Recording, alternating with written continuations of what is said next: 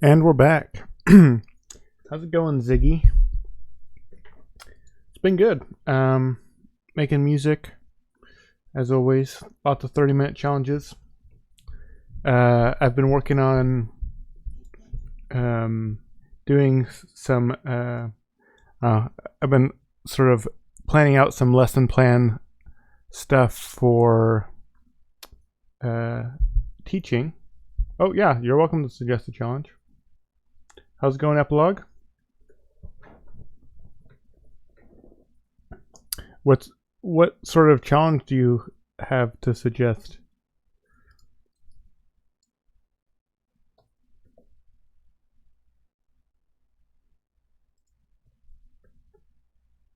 Oh yeah, for sure.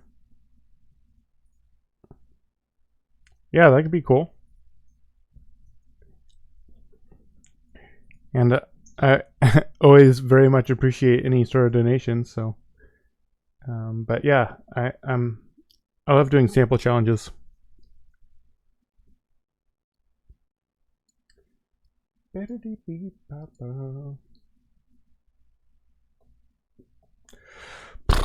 I mean,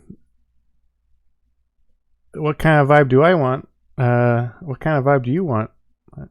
I'm flexible. If I'm not given a vibe, then I'll just sort of, I don't know, figure something out.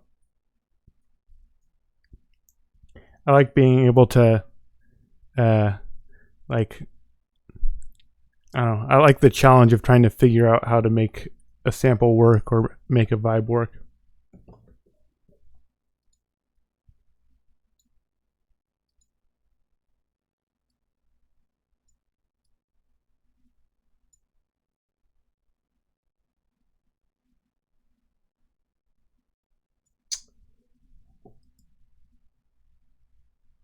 YouTube or email?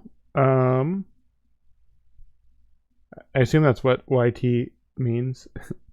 I don't know. However you want to.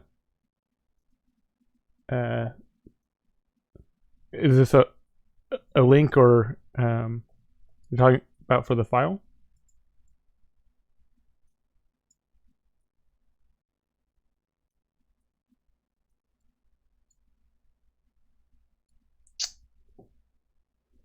Okay, yeah. Just try Jamhouse Media at gmail.com.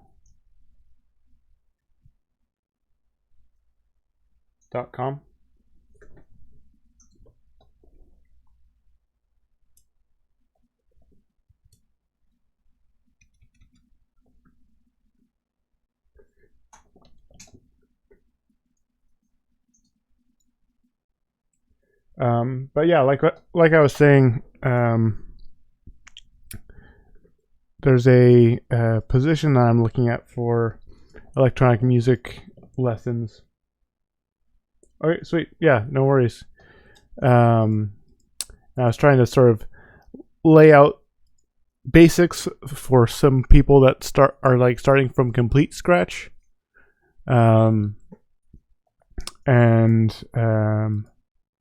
Yeah, I only just started sort of writing up a lesson plan thing, but it's something that I'll likely do whether or not I get this job to do it.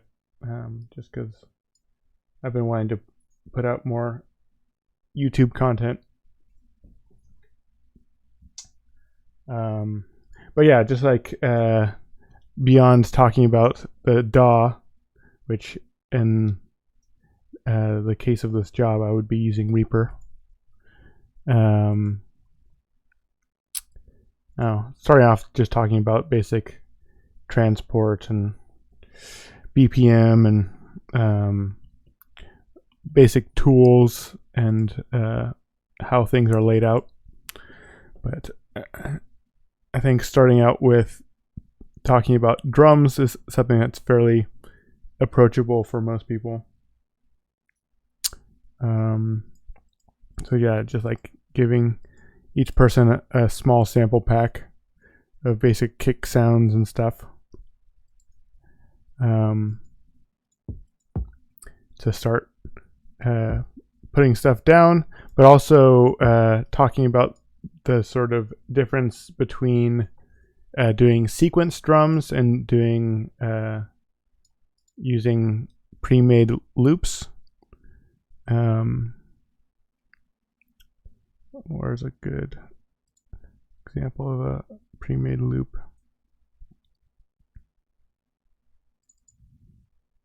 Actually, I'll get one from here.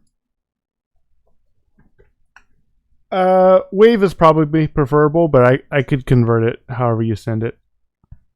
I think Wave is just opens easier on most things. Sweet.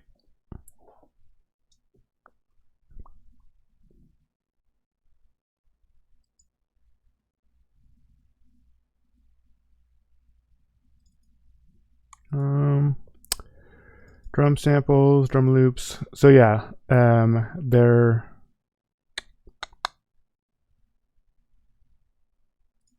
like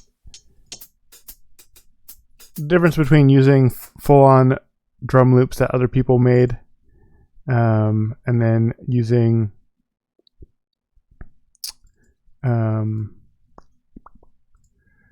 sorry, I'm looking for something and I'm also trying to talk and I'm not doing a good job of both. Yep, that is it. The only reason I didn't write it out completely is just because sometimes you can get spam email from bots when you write your email down places, but yeah, that's correct.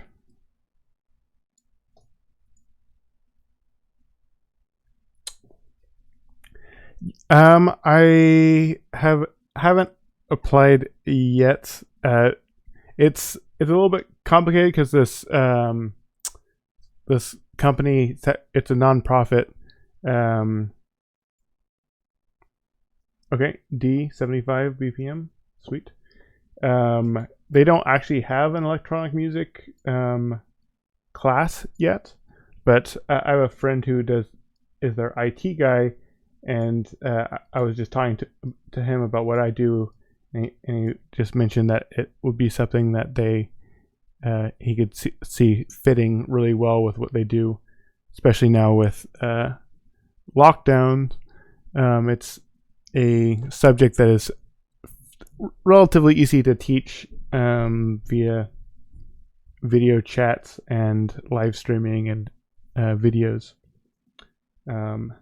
So I'm sort of creating the class in addition to putting together my resume and everything, but it's sort of a two-part thing. Okay, let me check my email. It's something that would be a bit in the future, but oh, sweet. Looks like I got it. Okay, sample for 30-minute challenge. So I'll just go ahead and open up a new window. We'll bring it in here just to give it a listen, make sure it exported correctly and imports correctly. Oh, no worries. We can always make it work.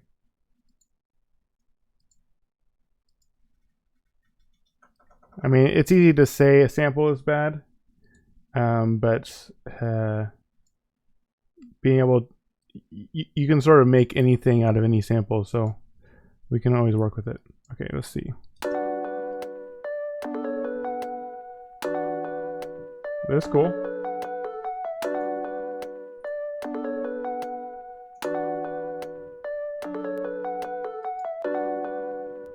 And then what is this?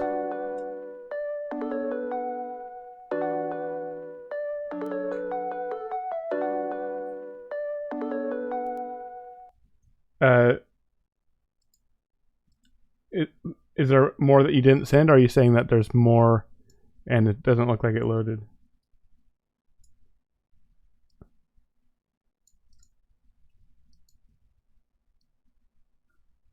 Doesn't look like there's more.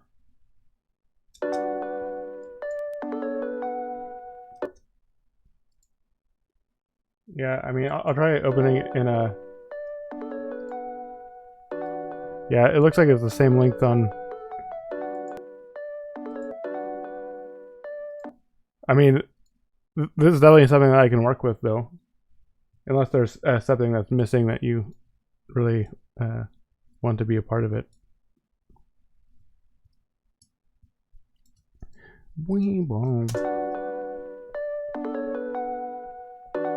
Okay.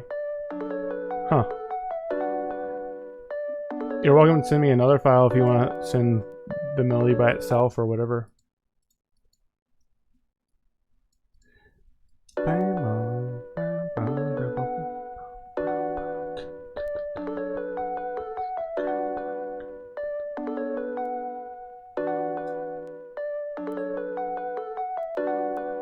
Okay, cool.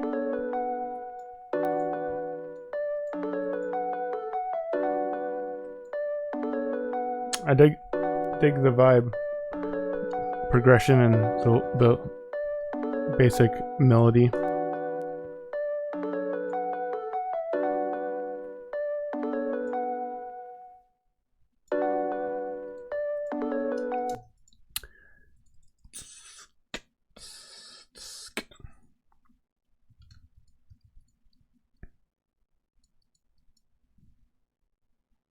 So then the question would be, I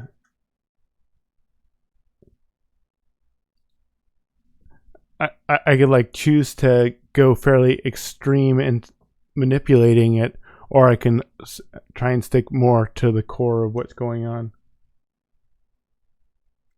Okay, sweet. You send me a new file.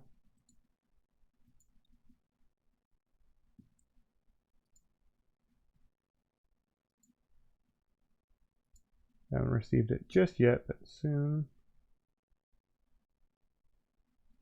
Okay, sweet. Cool. Okay, yeah, I'll have fun with it. I'll bring up my timer.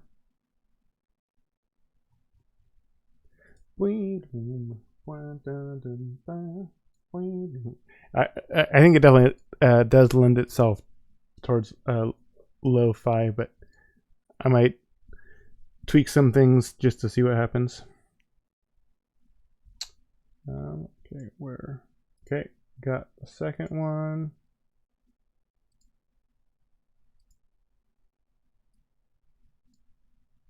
Okay, yeah, this has a lot more.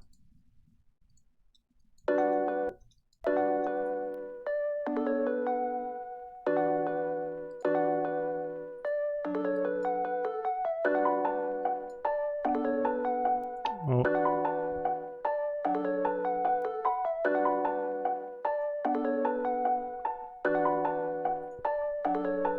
Okay. So is that all of it? Sounds like it.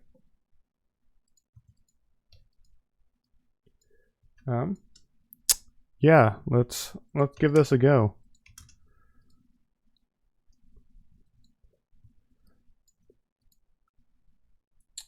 Okay. Timer up. Ba, ba, ba. We could do an image as well, but I think we'll just have this be the challenges, flipping the sample.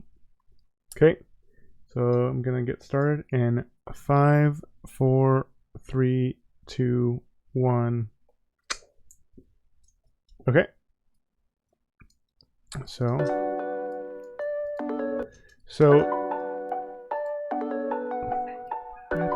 that melody in there is something that will be sort of hard to extract.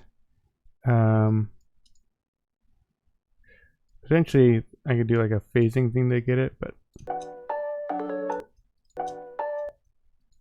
I might take like a note of it to try and sample that. So I'm gonna do this. Then I'll open my sampler. And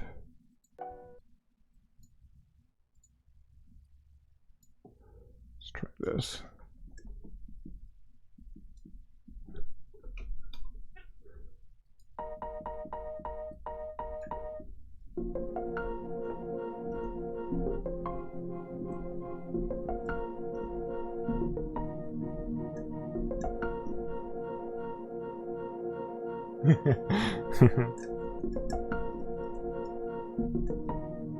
I honestly like this on its own. Sure. I could probably figure out something if you want. I'm sure I can figure out something cool though.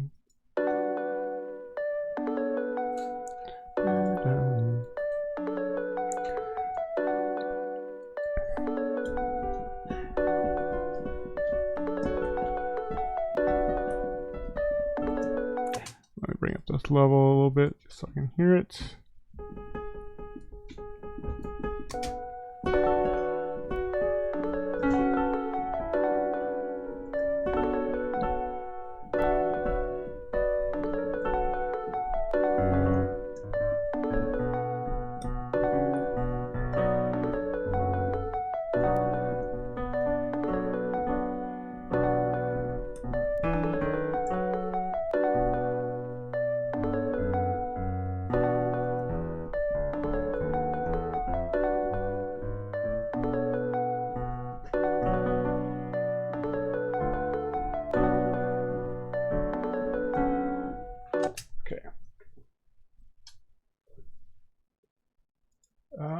Okay, do that.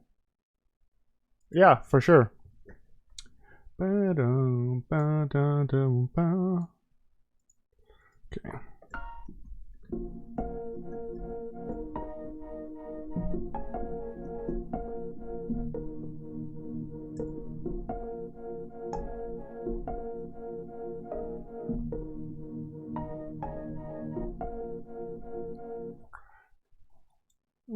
You can try and stick to the sample.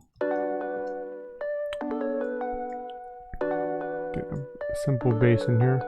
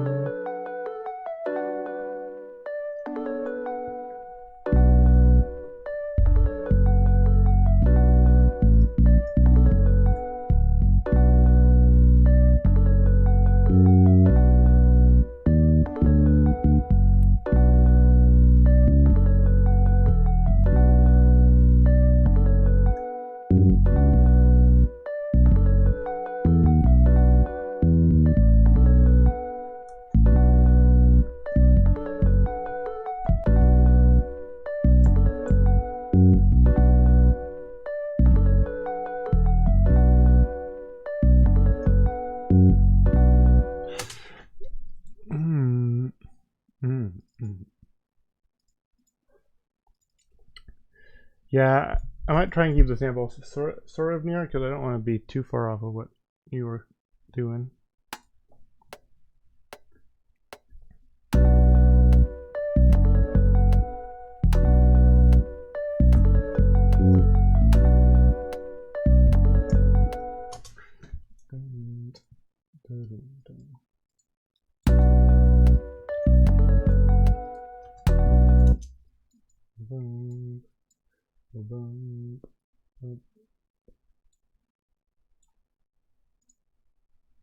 Okay.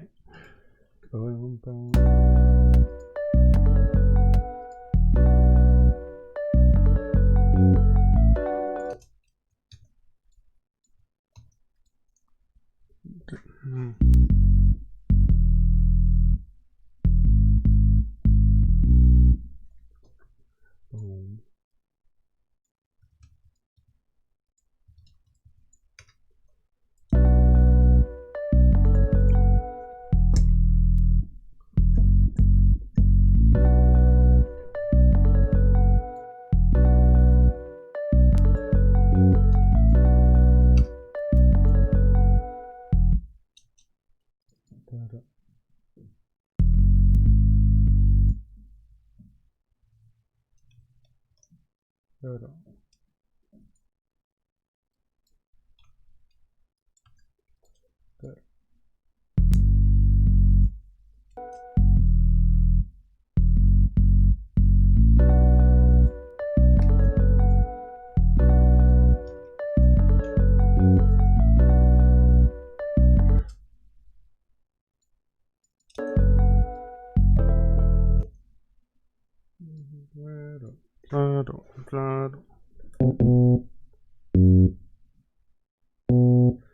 So 1, 2, 3, 4, 5. I can go up 5 or down 7.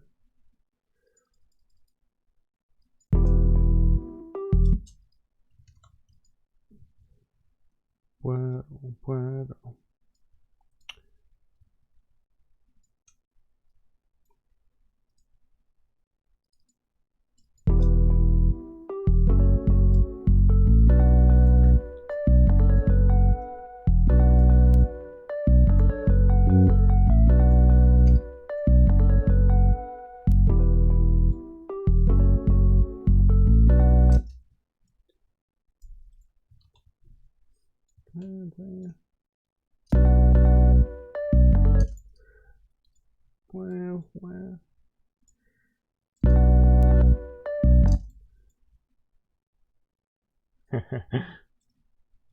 Glad. Okay, so I want the sort of more vanilla version still, but I want to just experiment with like really messing with it and making it more drivey.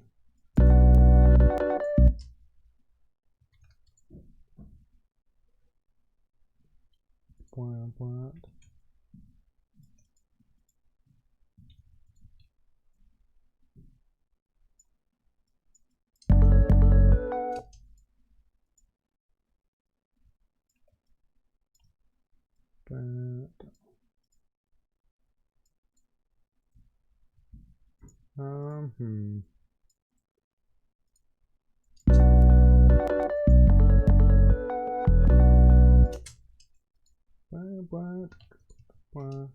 I don't want to spend too much time on this since I'm doing a 30-minute challenge.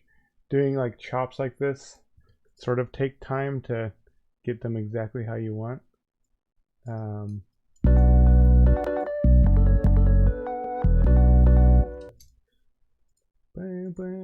fall.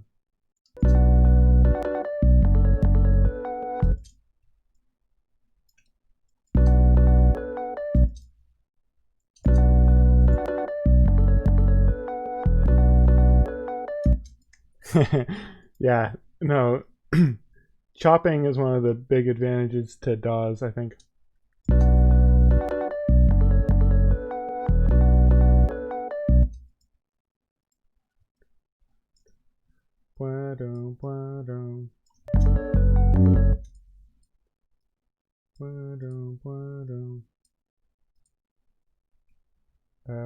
I guess I want reverse this.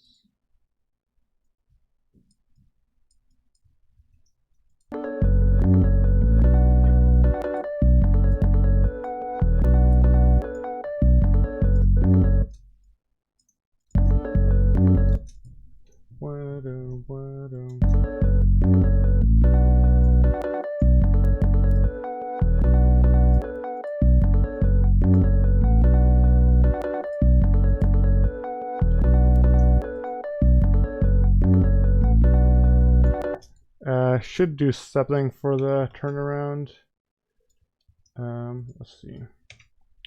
Probably just copy this first bit for here, and then for the turnaround, I'll just do some chopping. Oops.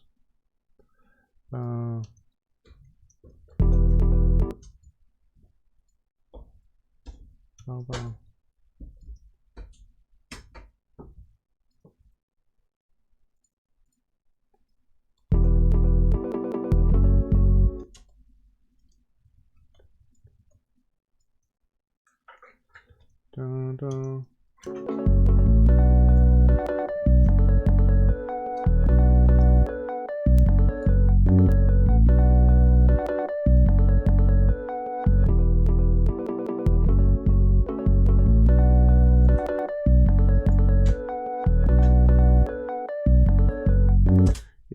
And to make this a little bit, just do a little fade in and fade out so that the chops aren't too noisy. Let's just get some basic drums in here. I might go with a drum loop just because I've used a bit too much time chopping that up. Just at least to start with.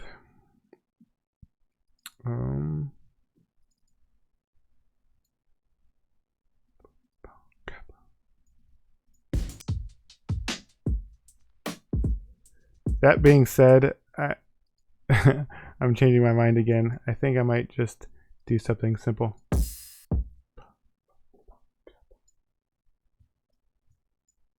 Okay.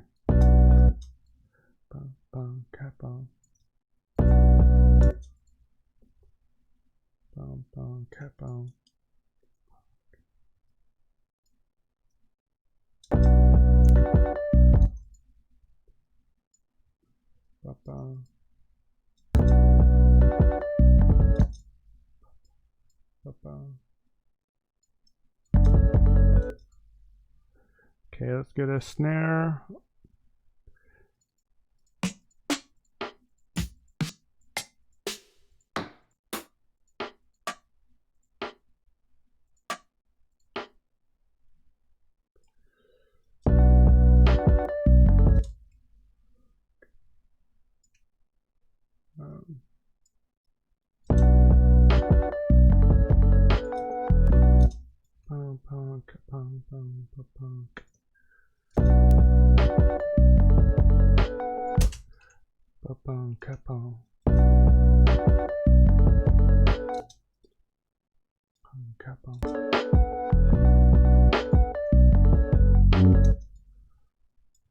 Okay, something in that vein. Let's get like a hi-hat.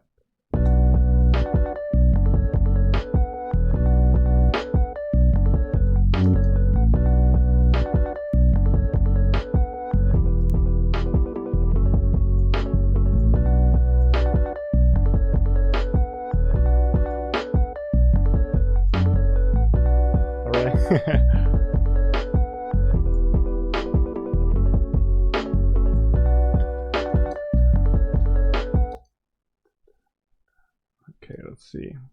Just do something somewhat simple.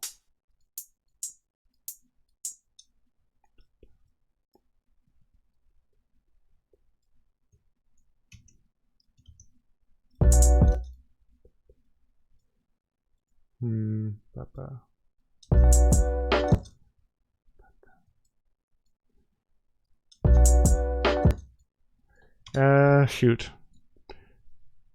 15 minutes left. Might do a hat loop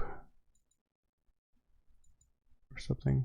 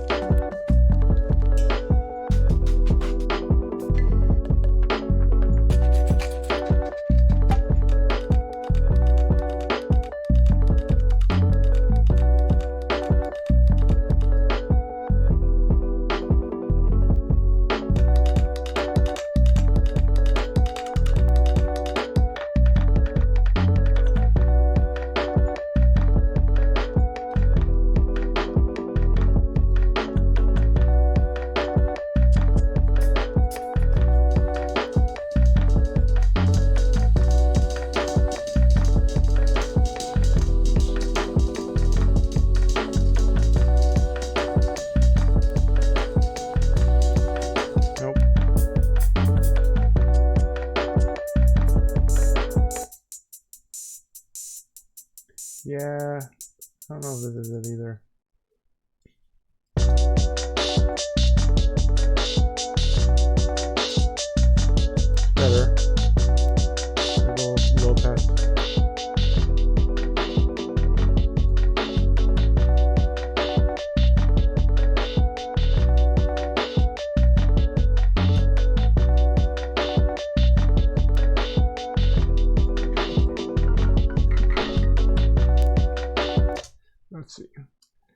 to go back into this part. I sort of just want to get like a single hit.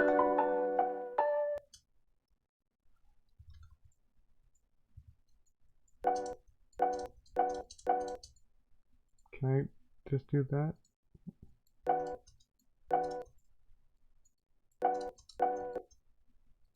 It's pretty much the same as the last one I did.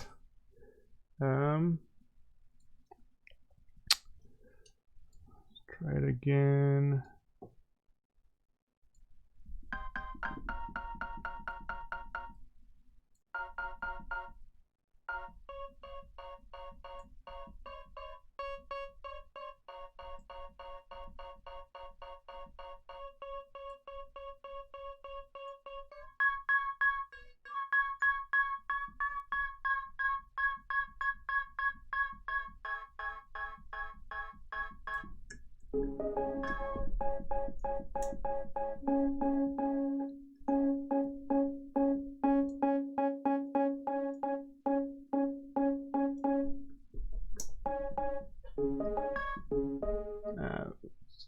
Messes up the sample too much.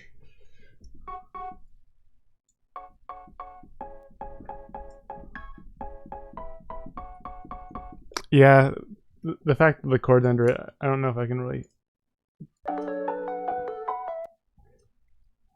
I could maybe still use the.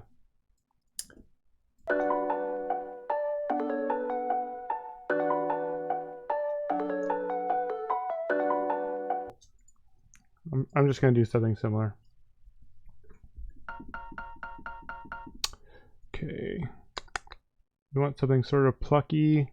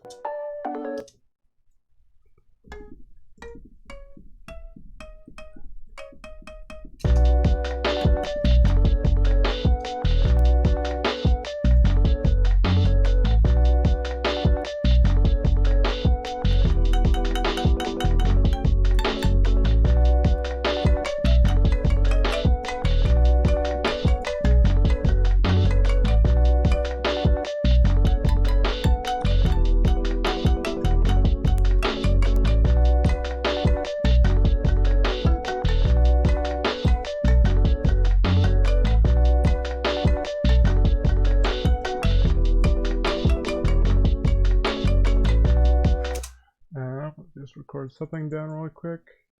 We have 10 minutes.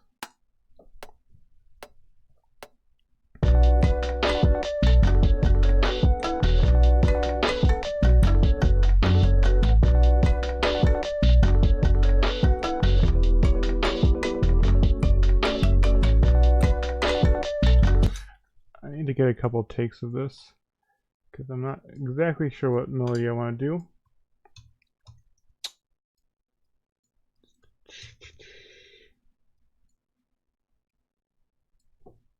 Just a little bit more.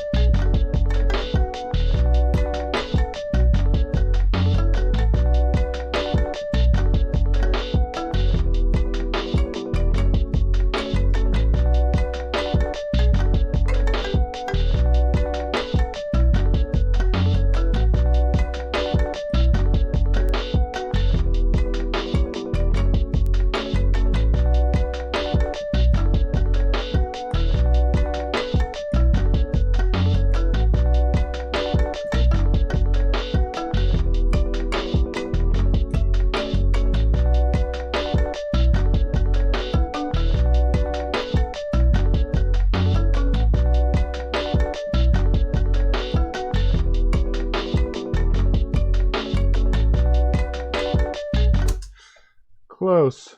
Close. We're close.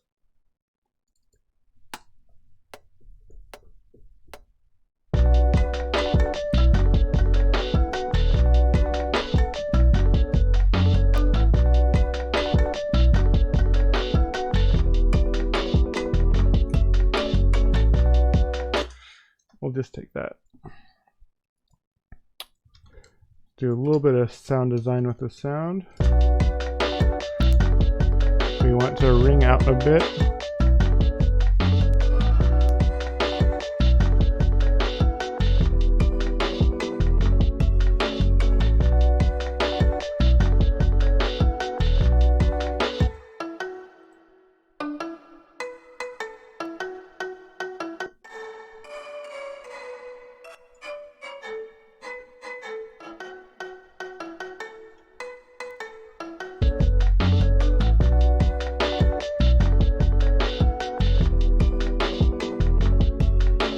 I really like really wet reverb on Plucky sounds.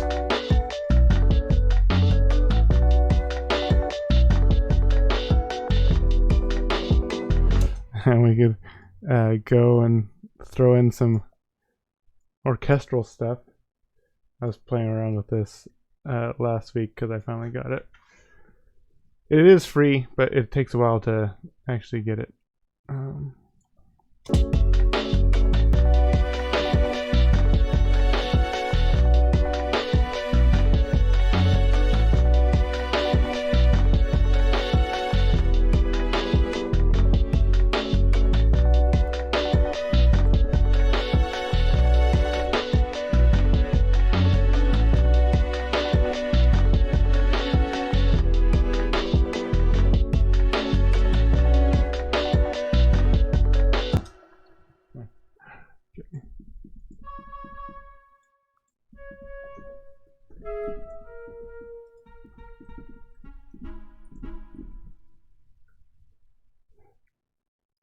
For some reason, I've been liking this clarinets recently.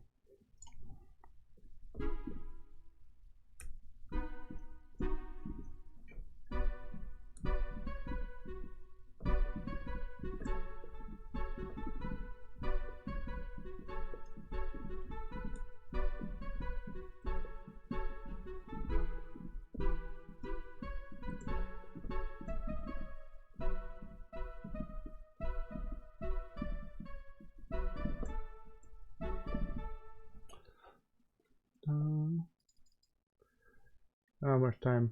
Should probably arrange now. Screw it. I just want a chord, some sort of chord thing. I'll probably switch from the clarinets.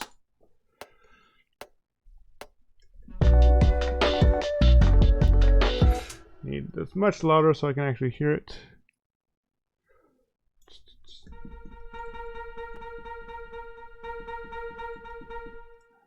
Maybe even another.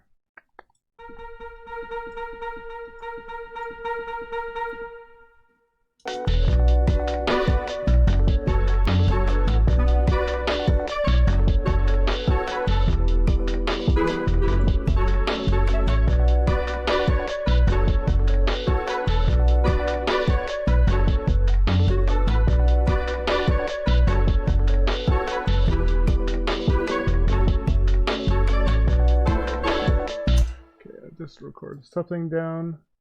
4 minutes left.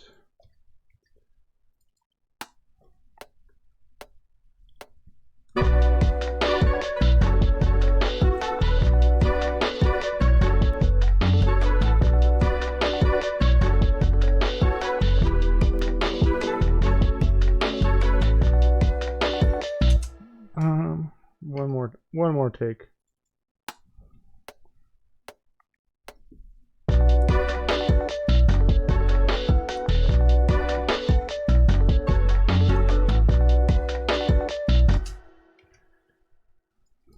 Maybe I want it lower.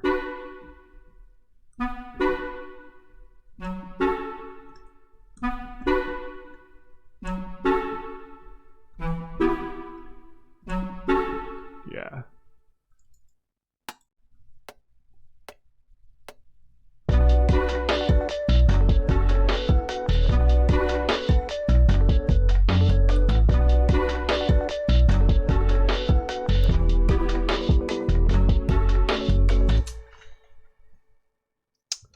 Okay.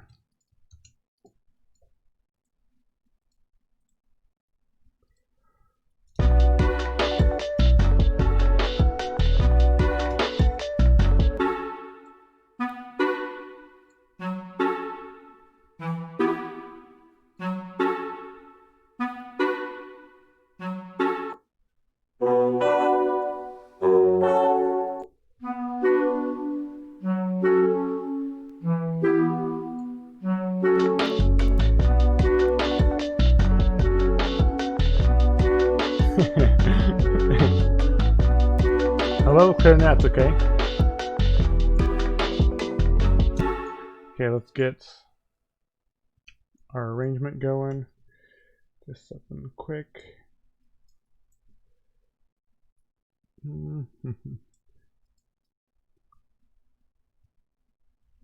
What is that song, Epilogue? I can't think of what that is.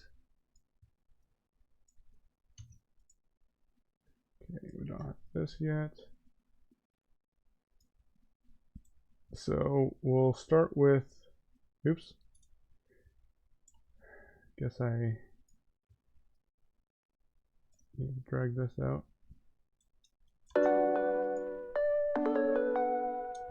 Okay, and definitely want like a high pass, at least for the intro.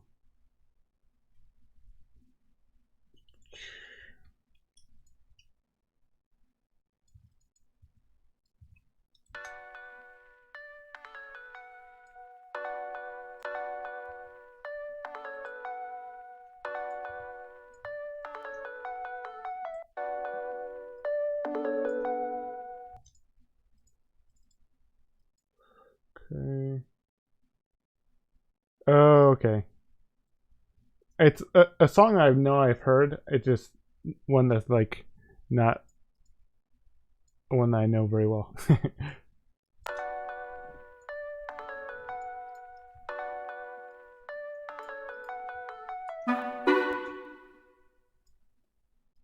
Hmm.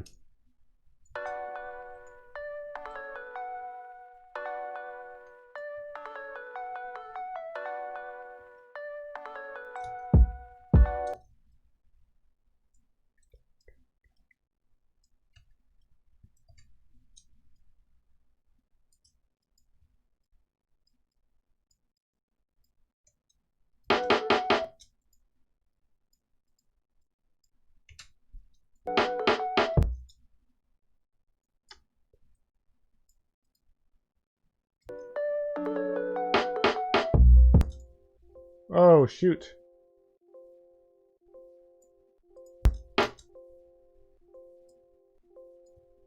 I ran out of time. I wasn't paying close enough attention. I didn't do any sort of I know. Oh well. Definitely muting the clarinets. I didn't work those in yet.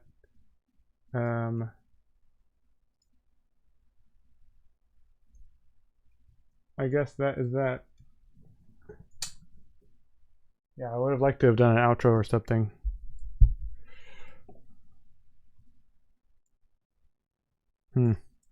Okay, well.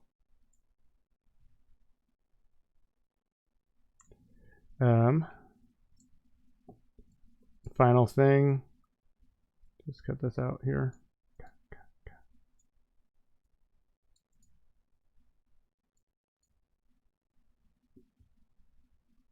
Is this what you did with it?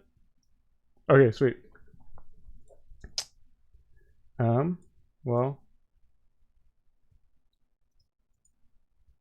trying to decide if I could play yours first or mine first. Let me open.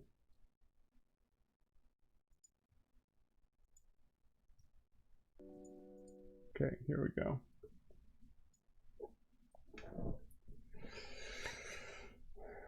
Oh, you have a full length song here. Okay. Yeah, I should have given myself more time for arrangement. This whole sort of clarinet thing was sort of a waste of time. But let's give it a listen.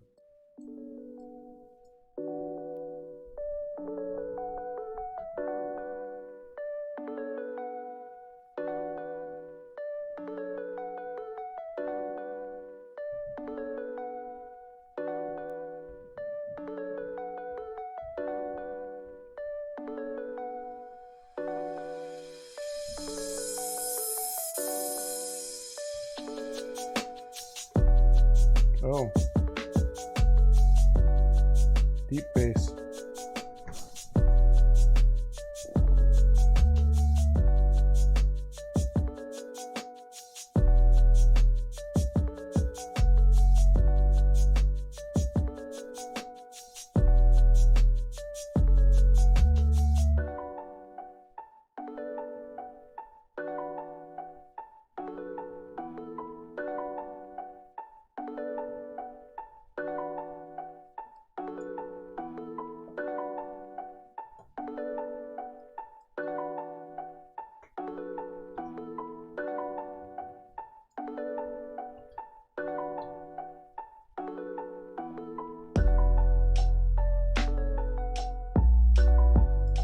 Ooh.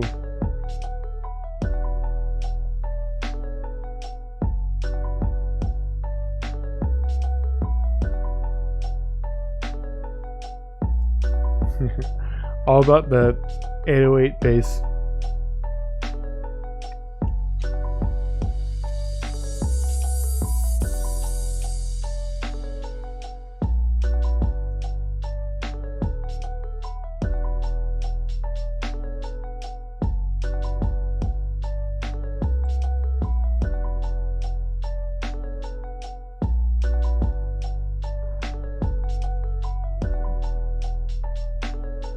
Oh, a little change up with the hats.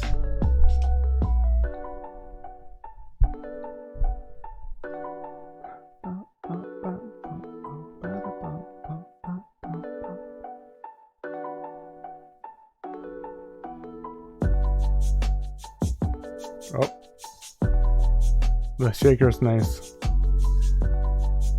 I would have liked more sort of a shaker sound in mine. I like the fire extinguisher sound.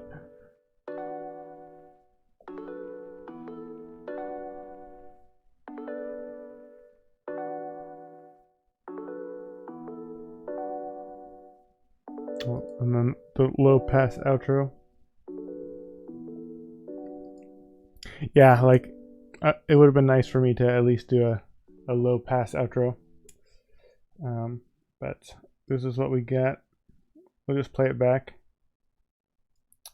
I think I'll cut out the kick for when the melody comes in, just to give it a little something.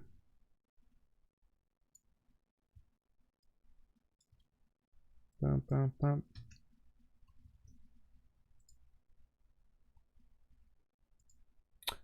Okay, let me just play back this, what we ended up with.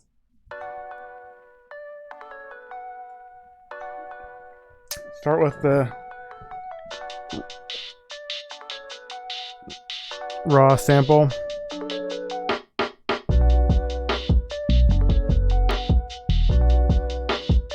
Oh, this turnaround is not going to sound right. I messed that up. I had it pitched before and then I deleted it.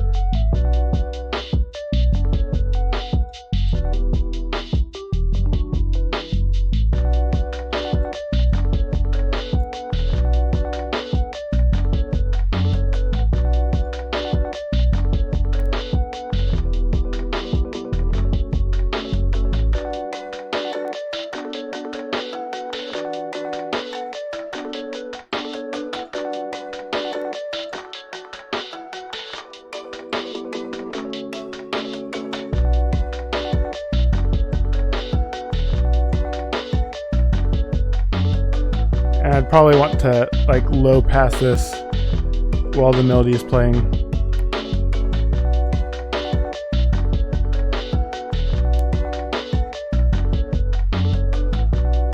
Yeah, like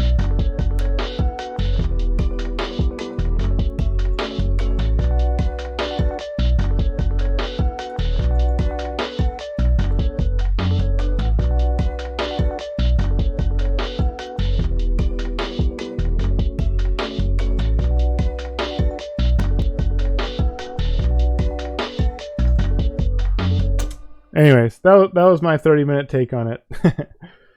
Hopefully you got something out of it. That's fun.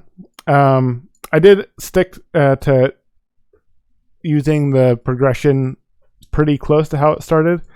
I feel like oftentimes my inclination is to try and go extreme, because I like making things that are fairly different from where they started. Like originally I wanted to sample that melody, a note from the melody, and I was liking that sound. So maybe I'll do another challenge right now where I flip this sample again, but I'm going to go a completely different direction. That could be an interesting sample challenge. Flip the same sample twice, but you like get points for how different the two different beats are.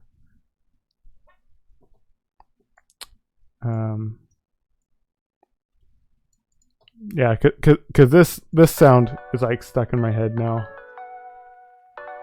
You sent a new one? I'll check it out, but I think I'm gonna come at the sample again from a different angle. The one that I have currently.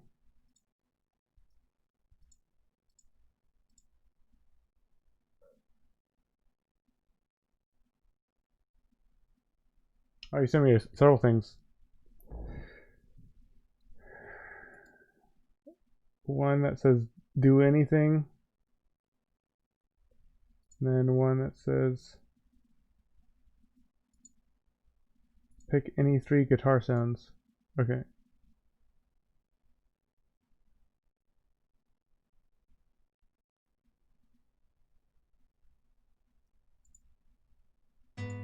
Okay. Does this have a BPM before I drag it in, or I mean I can figure it out just.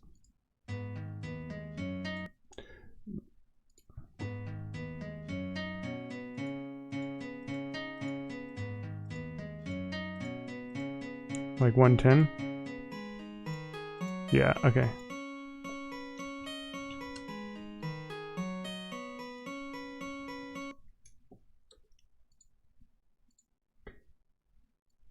Yeah, there's a little bit corny sound, but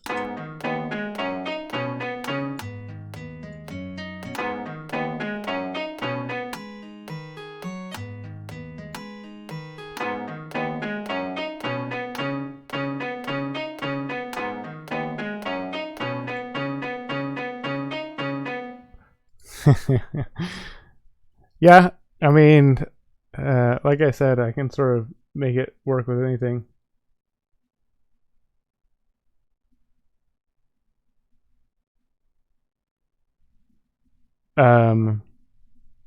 Yeah, that's A flat.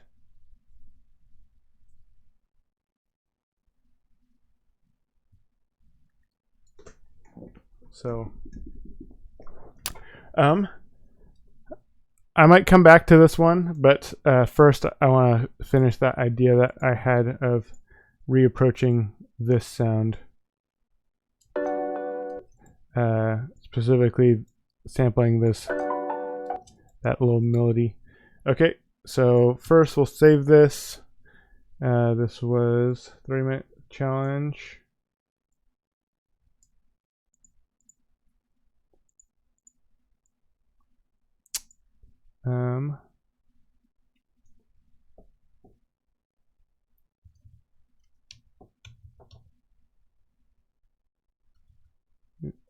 Ziggy Flip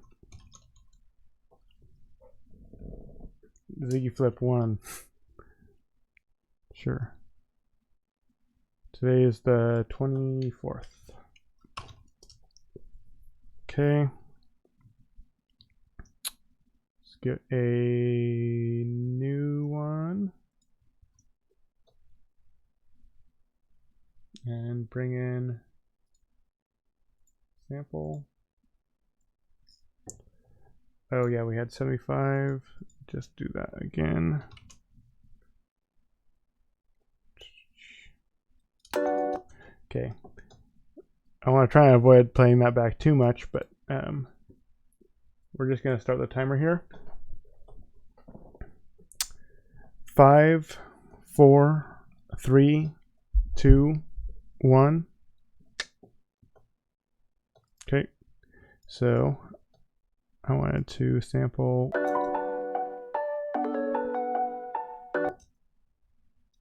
Dot.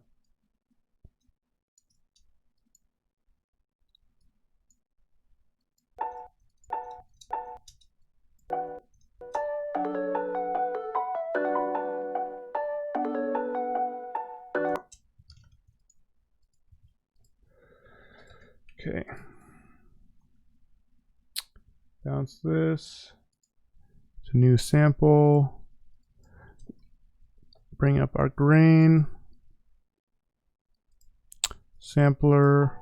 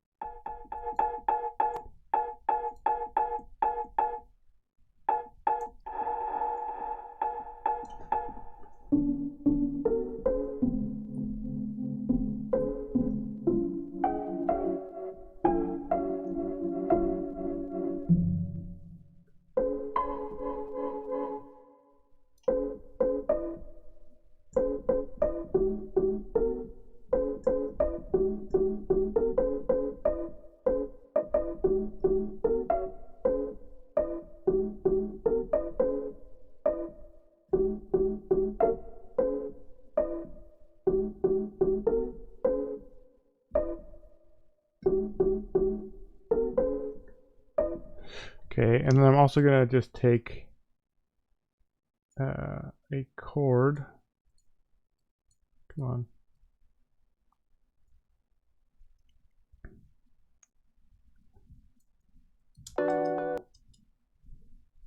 Whee.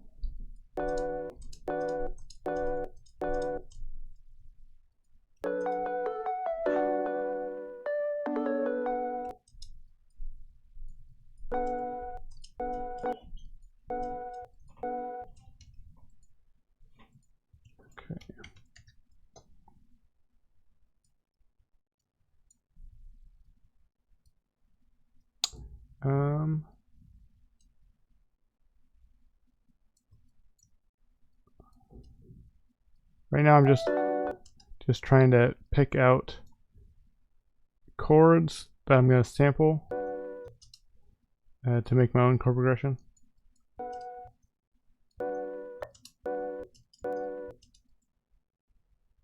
Boom.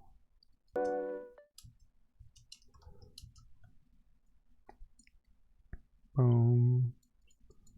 Okay, we'll bounce this. Another green. And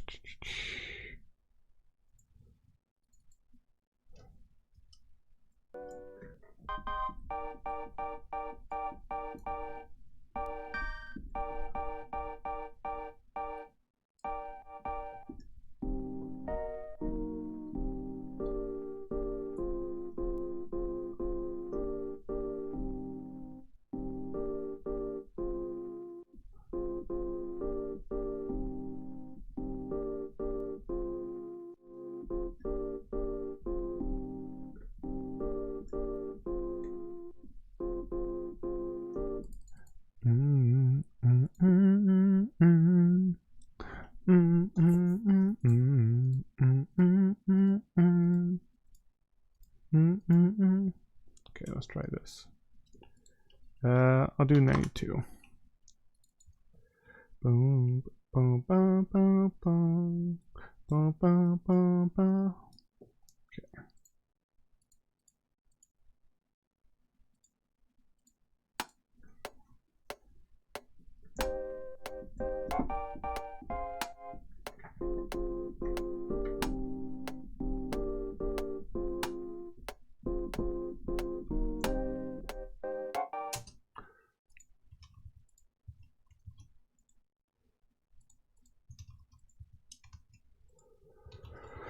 Okay. Okay.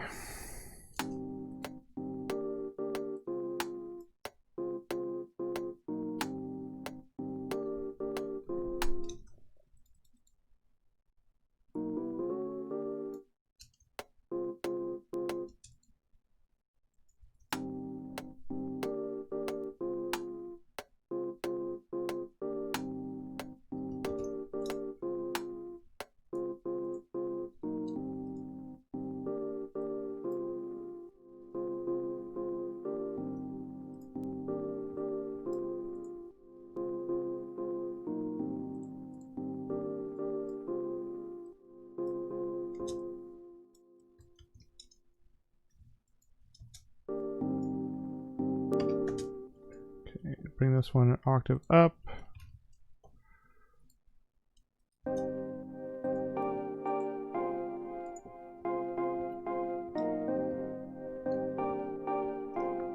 I think I might go for more sort of 4 on the floor beat for this.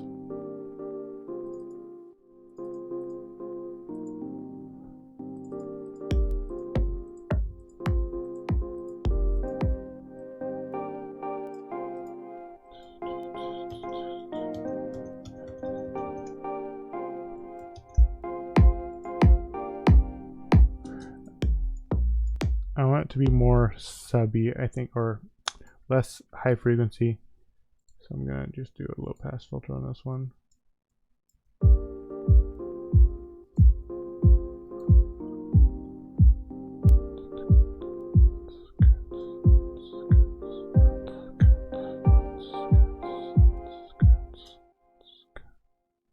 Okay, let's see.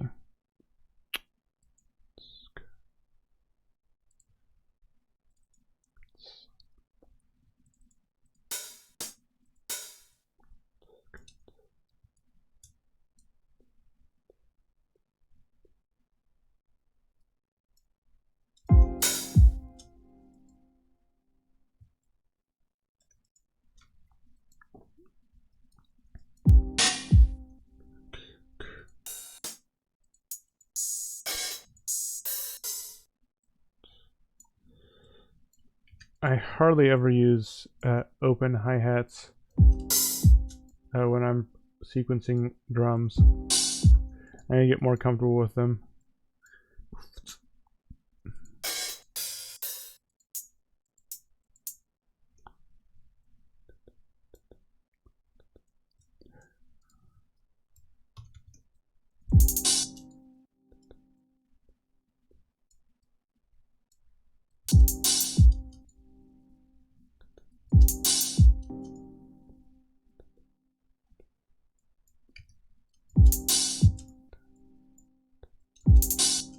Boom, da da.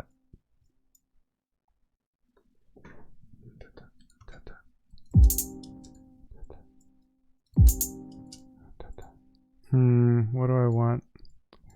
About that.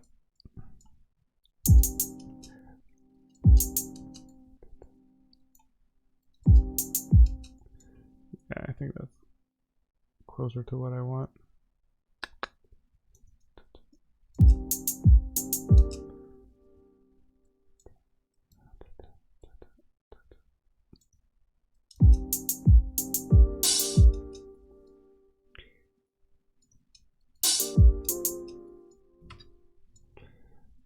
Not gonna do the omen hi-hat yet.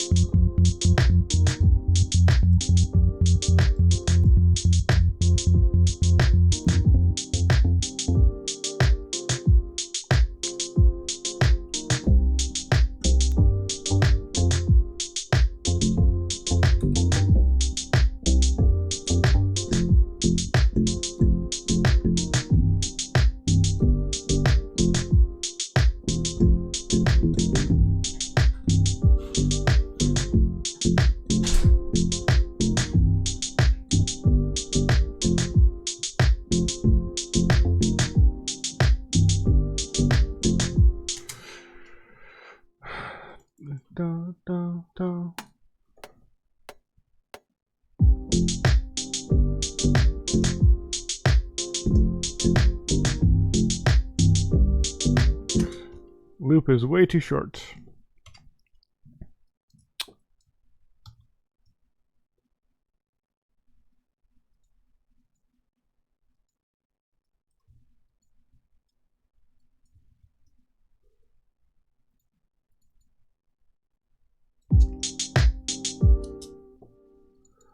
Boom, boom, boom, boom, boom, boom.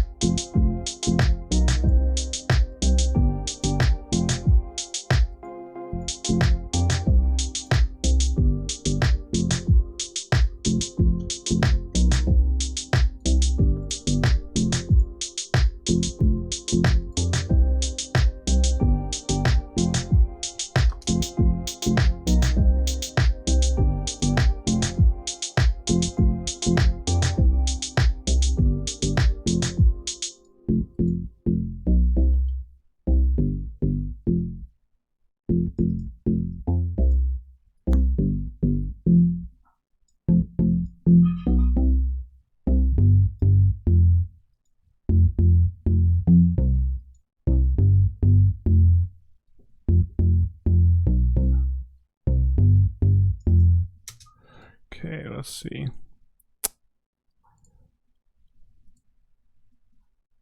15 minutes left. When I make this style of music, I'm not as fast at making this style of music, even though it can be somewhat simple.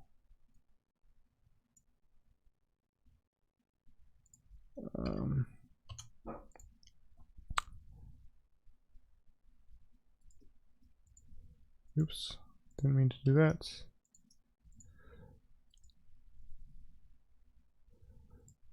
Yeah, I'm being sloppy. Sloppy.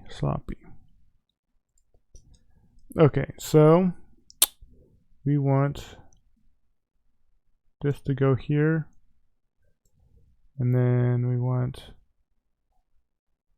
this to go here, and this to go here. Okay.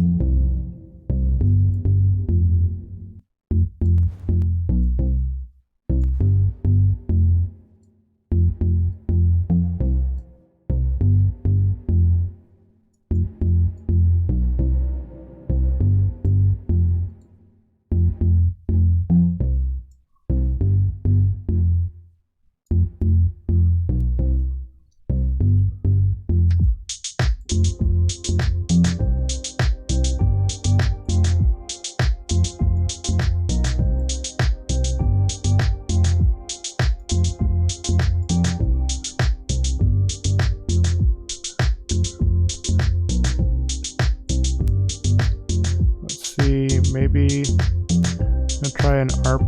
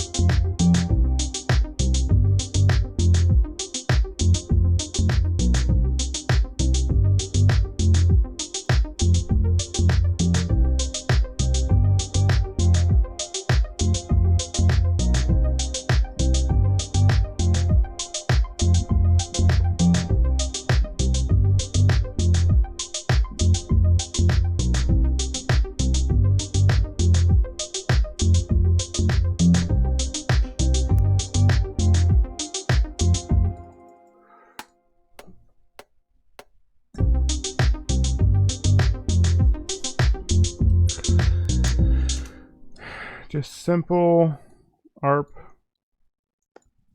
and let's get these notes the same length.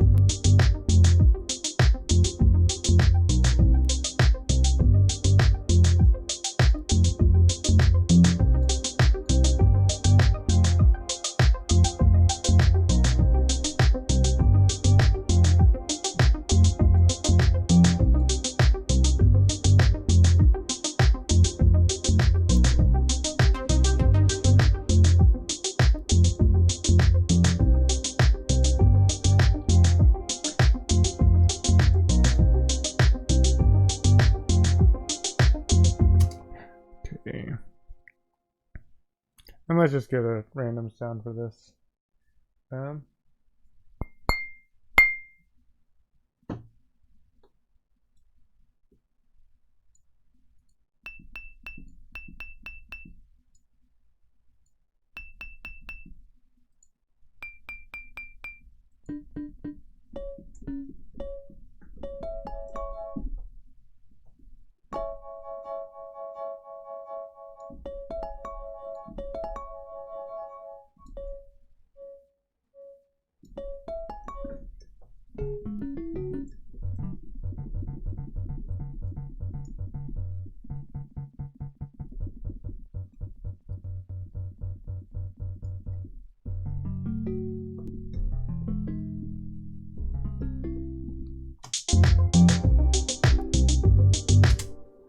Okay, pump this up and level a bit.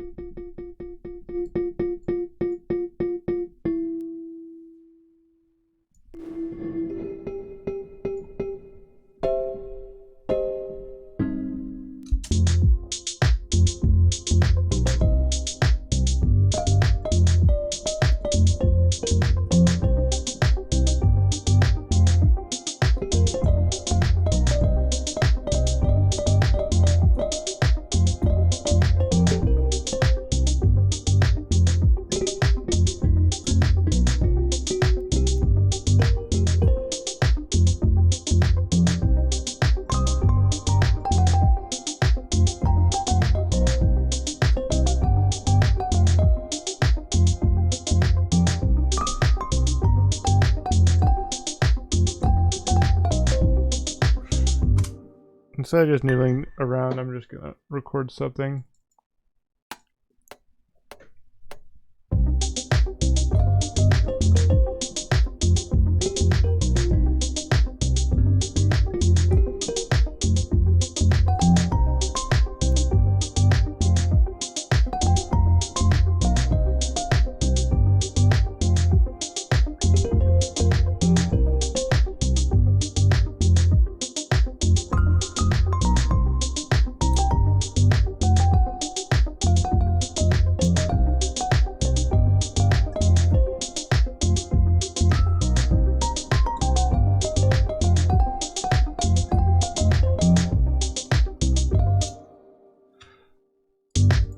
was just random noodling around.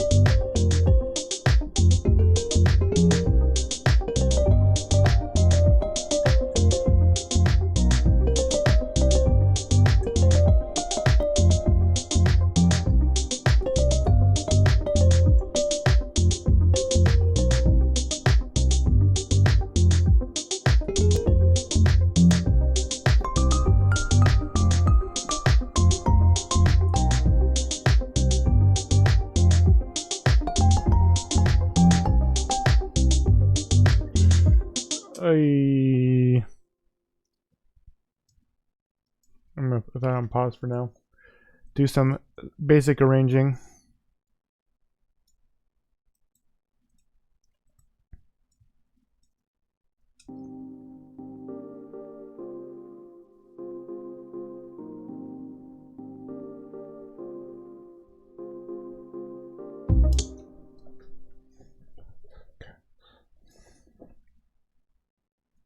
Okay, let's take our drums and oops, we'll put them in a bus together, drums, and we'll do a high pass.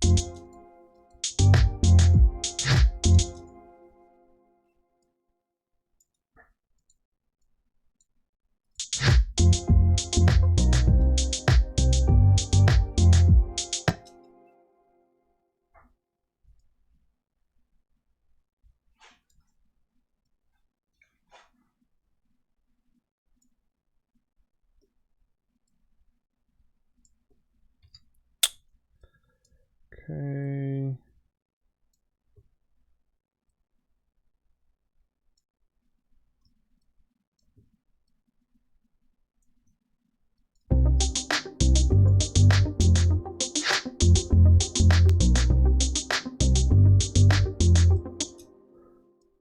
And I want to save that across this. I'm always getting distracted by things that are not overly important.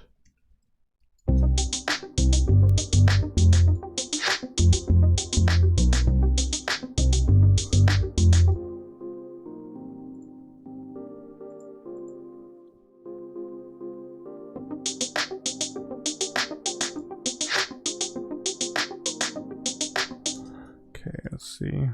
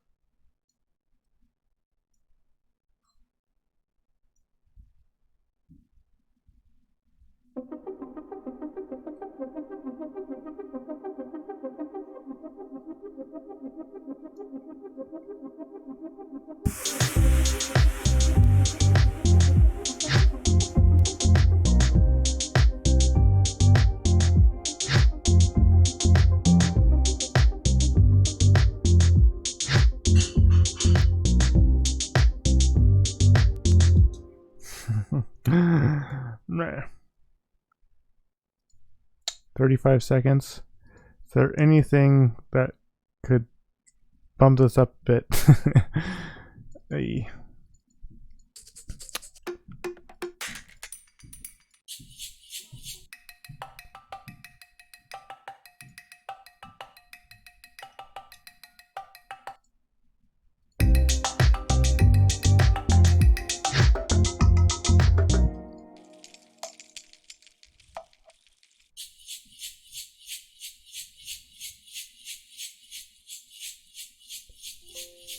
Time's up.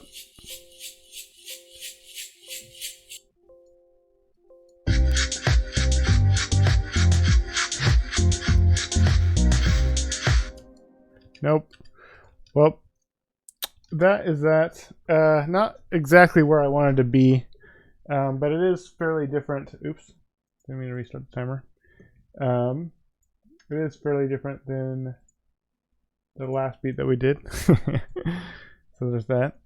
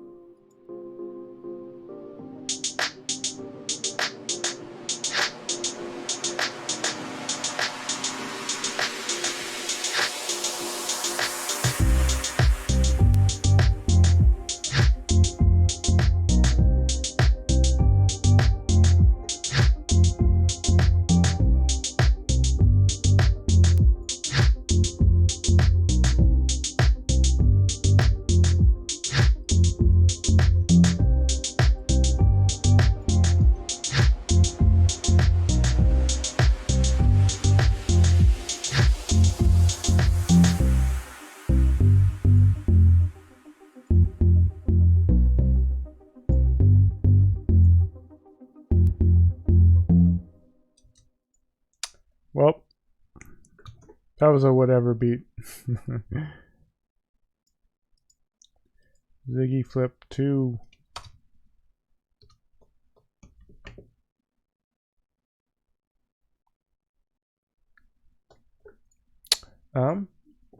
Before the end of the day, I'm gonna open up Reaper again.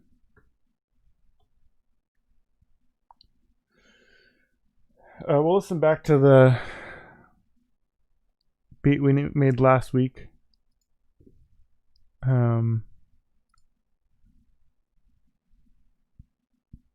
Yeah.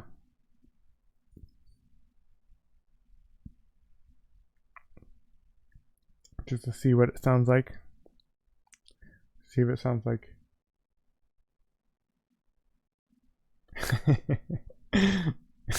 Yep, it's still evaluating.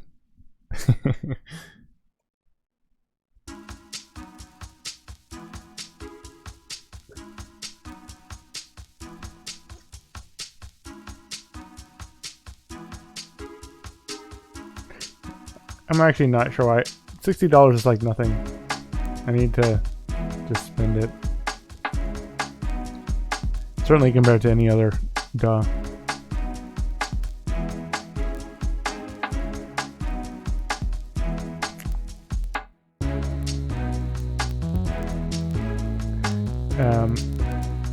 I still need to upgrade my Reason, which is it like 125 bucks or something? Or is it more than that?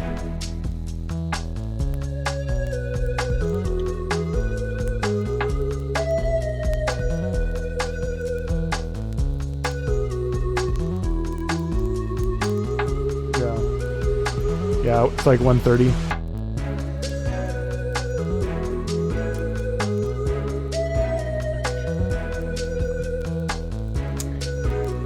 But I guess the difference is like I can still make music fine on Reason 10.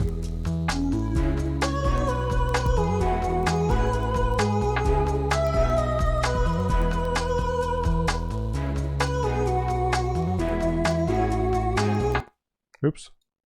I always forget that.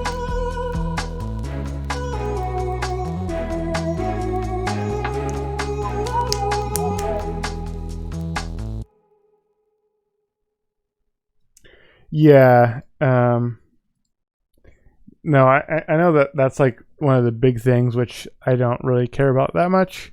I mean, I guess if I'm going to be using Reaper more, being able to open up Reason as a VST could be nice.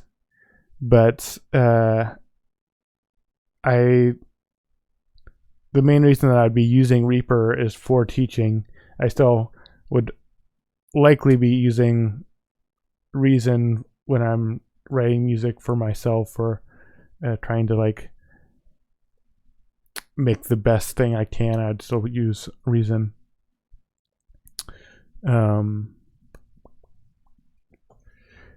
There are definitely some other small things that I remember hearing that I was like, oh yeah, that's nice. Yeah, absolutely.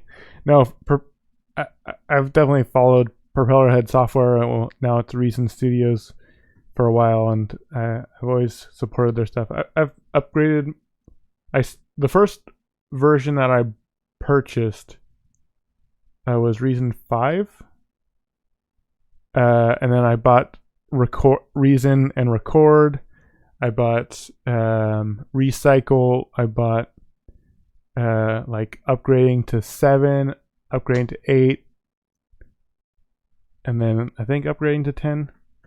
I've definitely given them a good amount of money, and I've also probably convinced a fair number of people to purchase Reason because my tutorials and stuff. Yeah, yeah. I mean, I really like the software, and I do want to support them. But the amount of money that I make off of my music making and content creating is not that much. So eventually I'd like to get a more steady income from my music content. Yeah, no, totally. My main thing right now is because of lockdowns, the job that I was working, just like the sort of getting by job, they can't hire me back for at least a good amount of time. So just sort of pursuing my own things.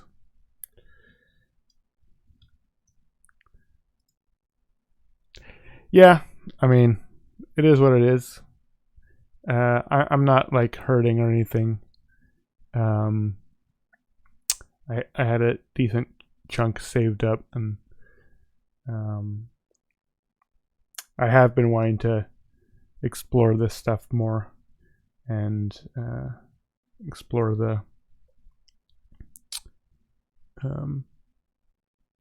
music education, electronic music production education world, because it ties a bit more into my passion. My other job was I was working at my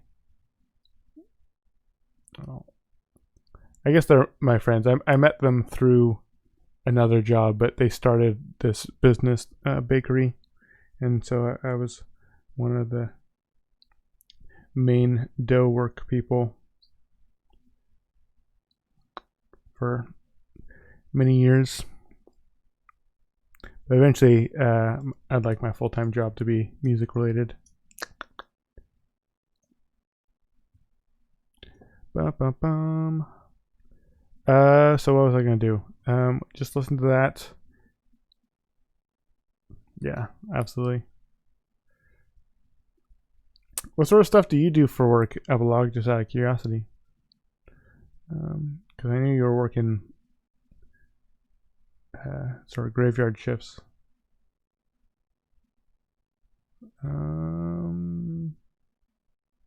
Sure. Oh, healthcare. Oh, how's that right now?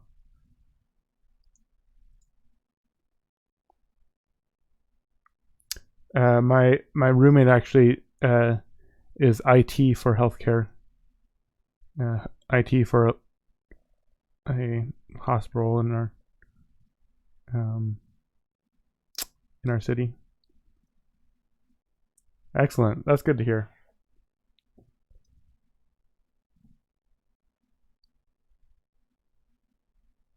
Yeah, our roommate has been working at home since March. Um, he's just like in his room taking calls like all day. Good times.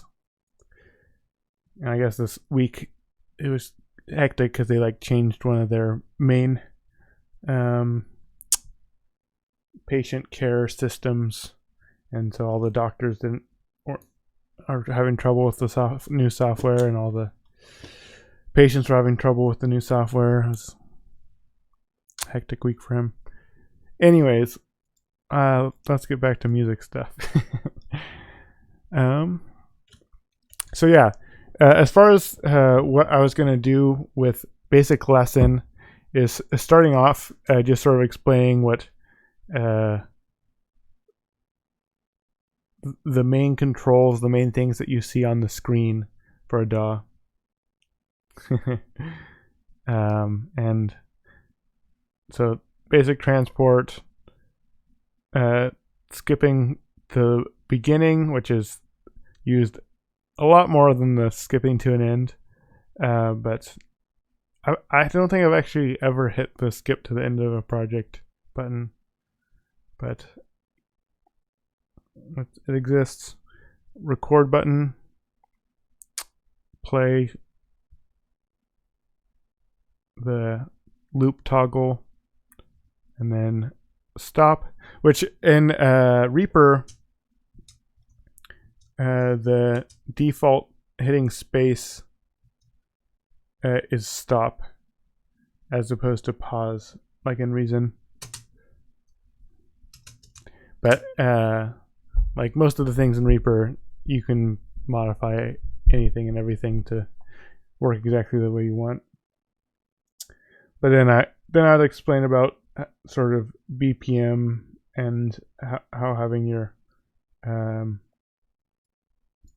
BPM set is one of the things that you do earlier on in the writing of a song, and then time signature, which for most contemporary music is just going to be 4/4, but I don't know how it sort of depends on the skill level and where the people are at, the kids are at that I'm working with, but I think generally 4/4 is like 95% of the music that I do.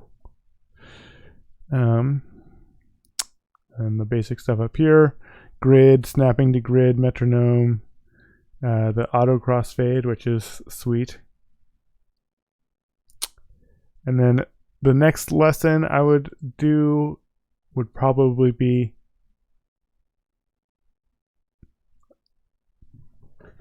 like drum stuff.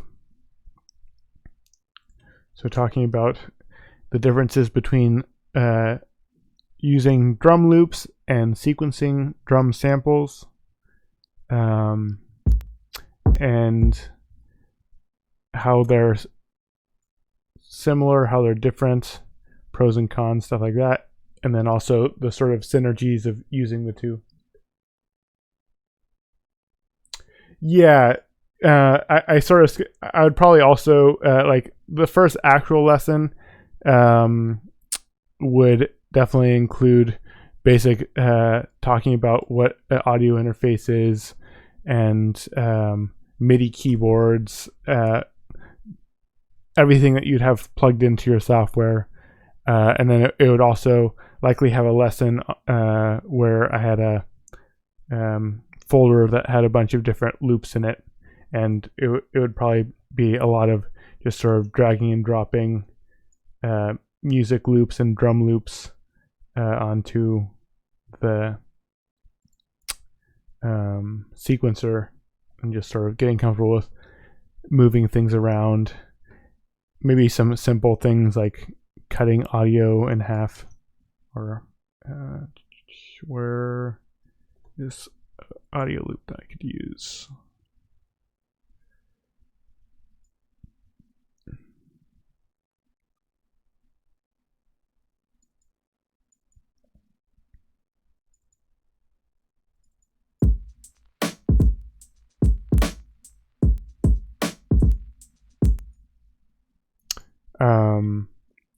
But yeah, the drum sort of lesson I think would be separate.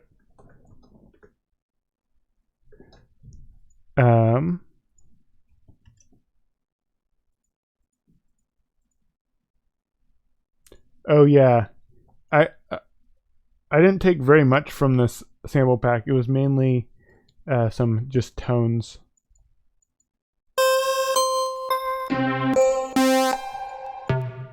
Just because I've recently, I definitely am familiar with the name of the artist, but I'm not that familiar with his or their work.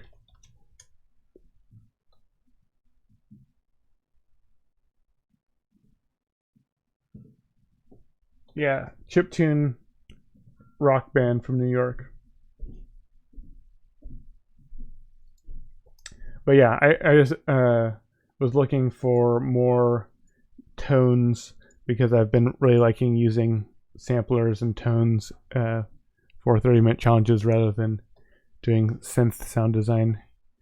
I just felt like I can get some complex and like tonally interesting sounds quicker.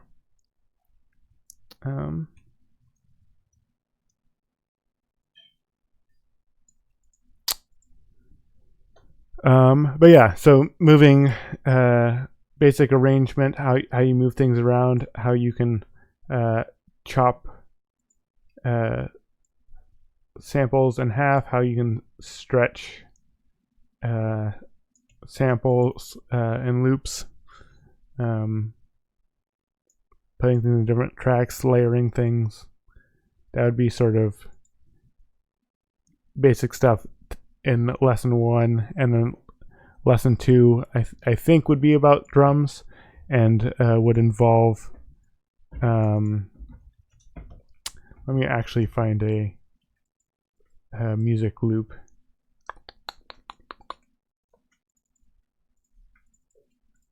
Nope.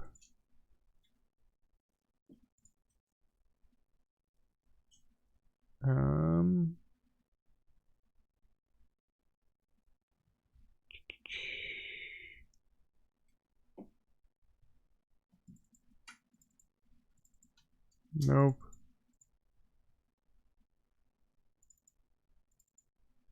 Here we go. So yeah, it would just like have a music loop or two, and then it would be adding and taking away different sort of drums.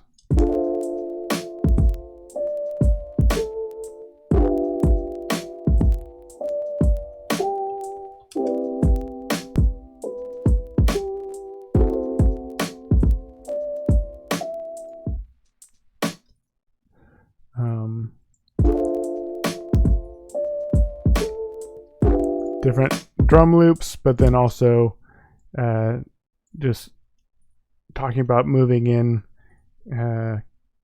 different drum samples.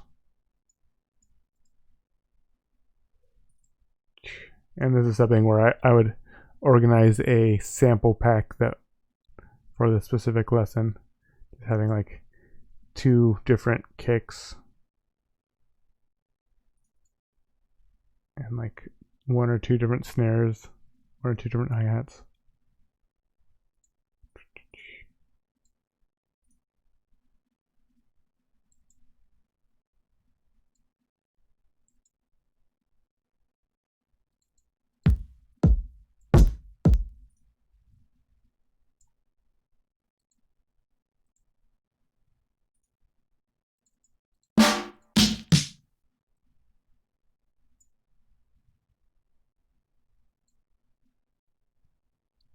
Might not even touch on hi-hats. I think mainly focusing on kick drum patterns and specifically about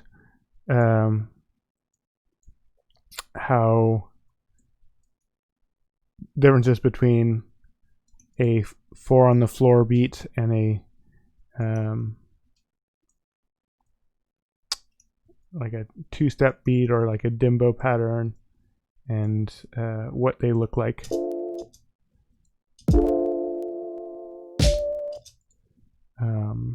and why you'd use one or the other.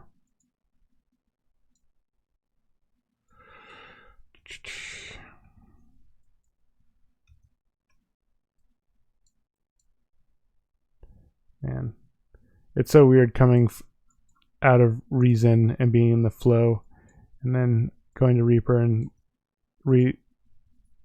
getting a different flow.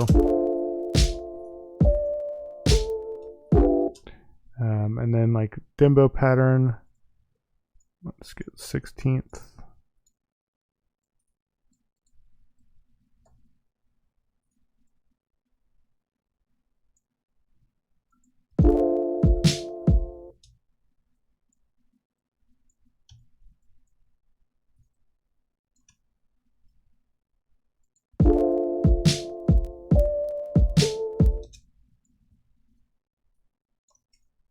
And then also sort of talking about how the BPM can have a big effect on the feel of different drum beats. So two drum beats that have are sequenced exactly the same, the speed can drastically change. Yeah, like this is pretty like chillax.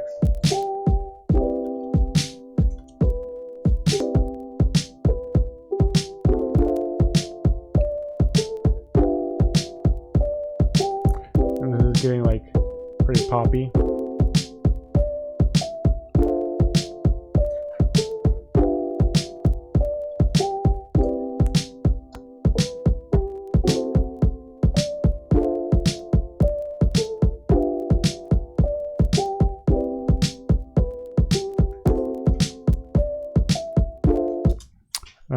And then also how you can move the snare around to be halftime, and just like how what that means, and it can change the feel drastically as well.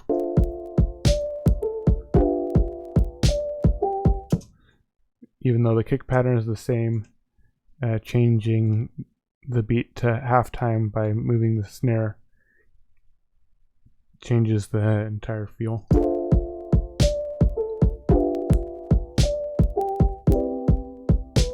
And then how you can build a pattern, like a very simple repeating pattern, and then just like remove the occasional hit to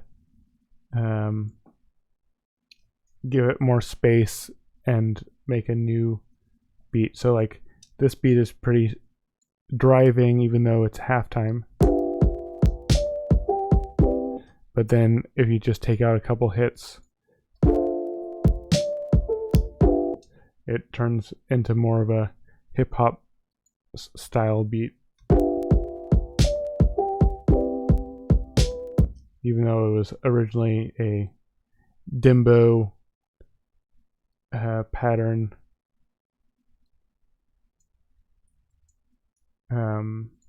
when it wasn't halftime.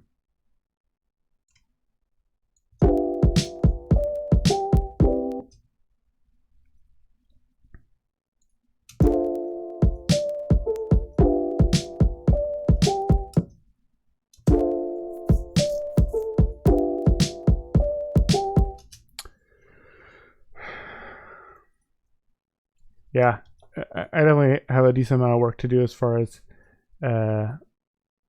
laying out a good amount of material to cover in each sort of subject. Drums obviously have a lot to them and can be pretty in-depth, talking about syncopation, and then like sound design is a whole nother side of it, like tweaking sounds.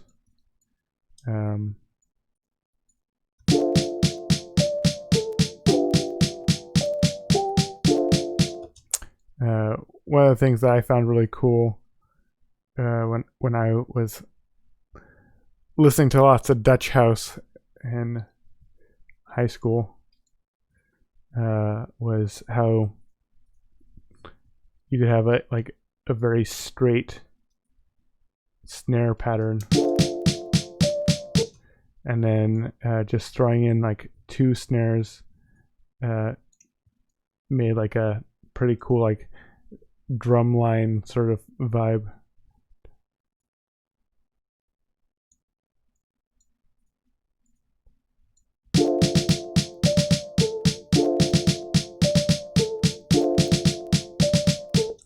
Which I feel like I heard this sort of thing a lot in like build-ups in EDM music, particularly in Dutch house. And this is very straight, but if you like swing it, it gives even more of a live drum feel.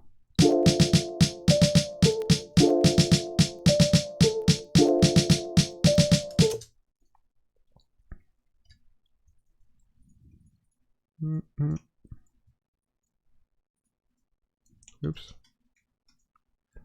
Forgot about that.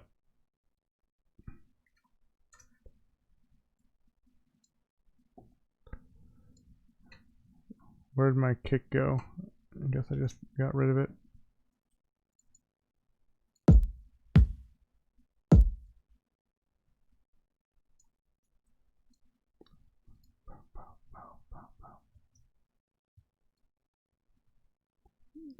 Bump, bump.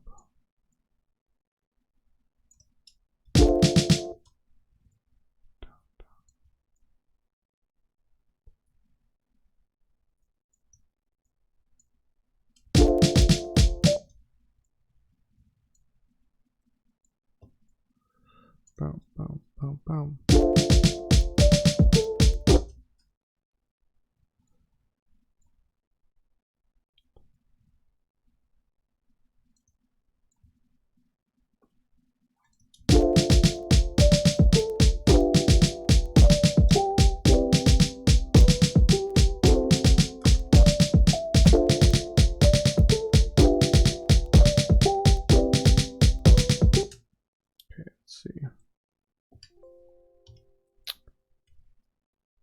Have this a little bit more straight for on the floor.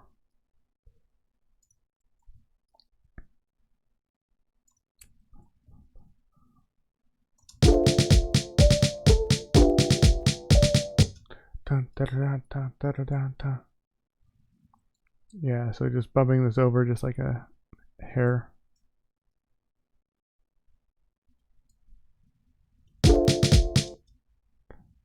Dun, da, da, da.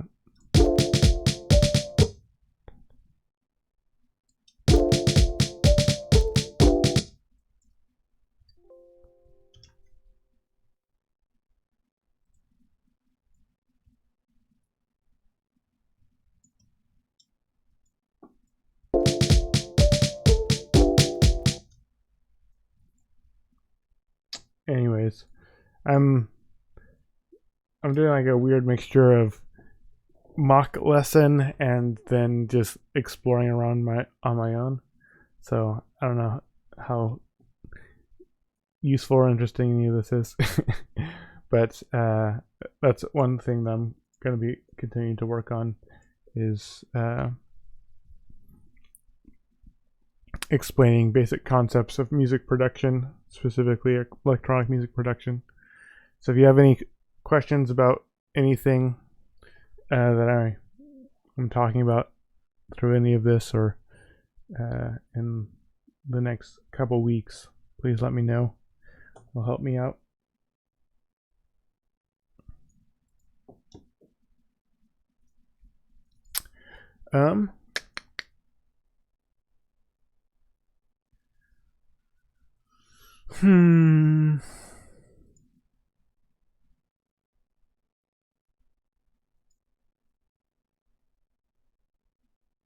Yeah, that is definitely something that I want to talk about.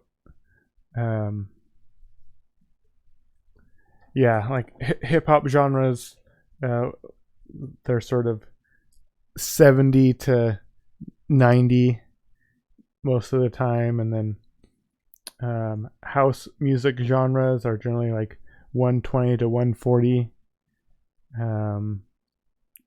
And then there's lots of stuff in the middle, hybrid genres. I was a big fan of Moombahton. That was 110. And then, yeah, the only reason I don't want to dive too far into that is because I feel like too many people get too focused on like what their BPM is, or what like they start their writing with being like, okay, I'm doing this BPM, and I feel like that is somewhat hindering. But from a music history aspect, I think it's valuable information. I'll probably have like a bunch of links to resources that I found useful. There's like several documentaries about the sort of history of various electronic music genres, and I've watched a lot of that. Some about like hip hop, some about I don't know, house music in general, some about jungle and UK genres, garage, or in the US, as we like to call it, garage. But yeah, BPM is interesting. I try and focus on it as little as possible with my own music, because sometimes you come up with something that is cool and not in your normal BPM zone.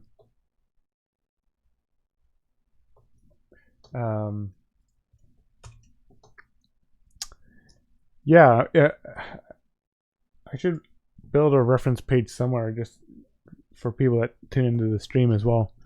Like all this information that I am gonna start collecting and actually like writing down and organizing are things that I want to definitely share on stream. I'm not like trying to hide that away for lesson exclusive stuff. One of the things that I'm trying to decide on is if I want to, for example, with this drum lesson, if I want to use normal sequencers, and when I say normal sequencers, I mean like the redrum in Reason.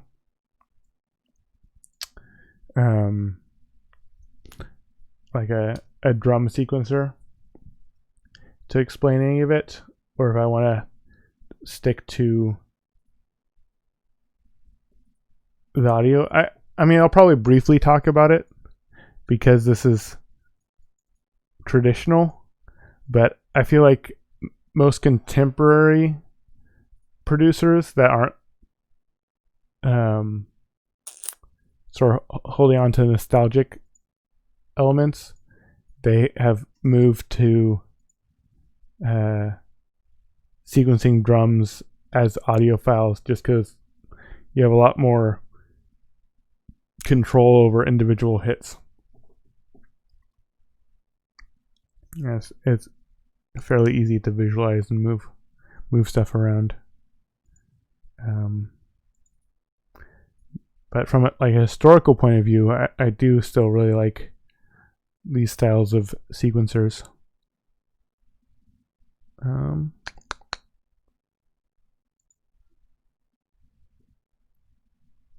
How often do you use drum sequencers like redrum, epilogue, if you're...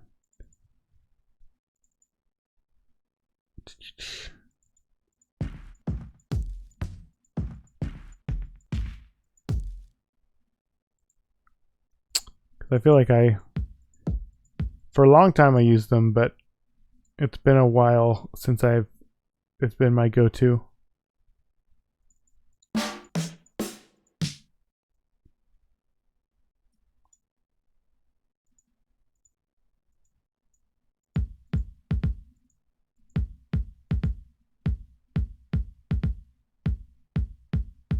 Sweet. Yeah, I use Reason 4 a lot. That was actually the first full version of Reason that I used.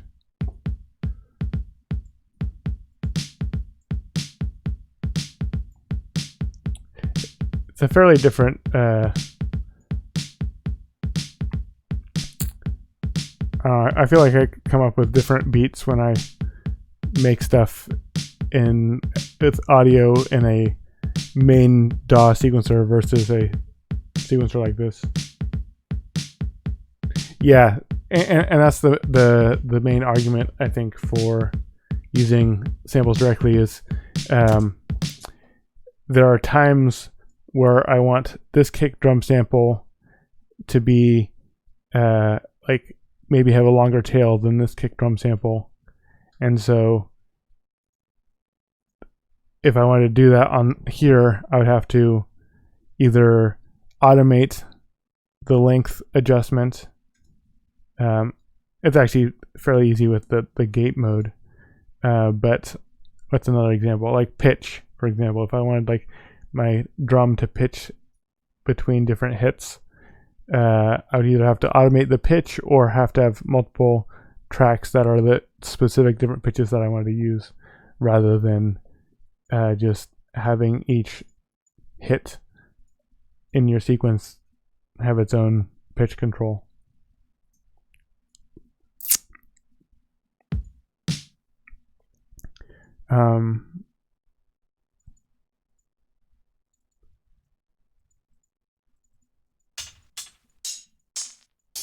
It's also much easier to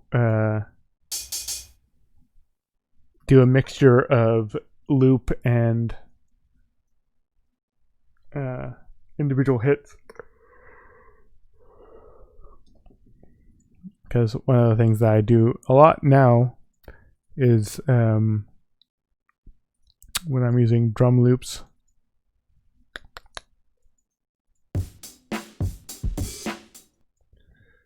I'll like specifically take out a like a hat or a snare or something, and then I can sort of change up the drum pattern a bit. So it's like a mixture of the two.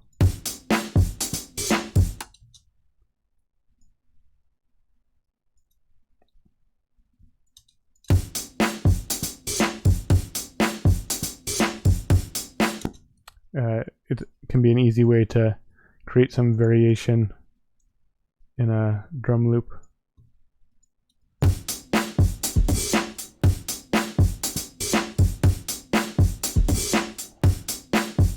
But I agree. Drum machines, you can get ideas down quickly. And I think it's just like a different sort of creative process. It feels more like playing an instrument than doing stuff in a sequencer. Is very much producer mode rather than like hands-on tweaking.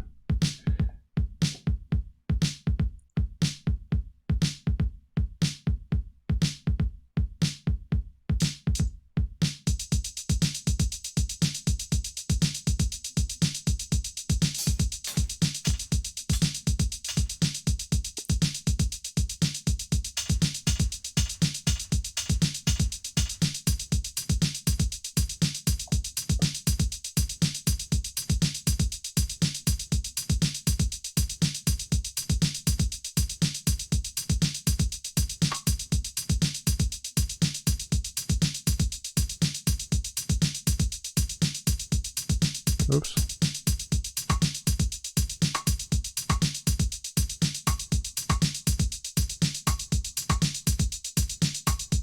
That's true too.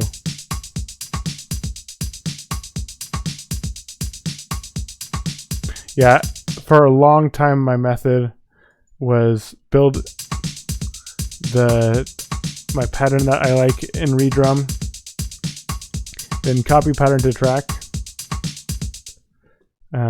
and then I would explode the MIDI so then I had each of the different samples that in its own MIDI track for sequencing reasons.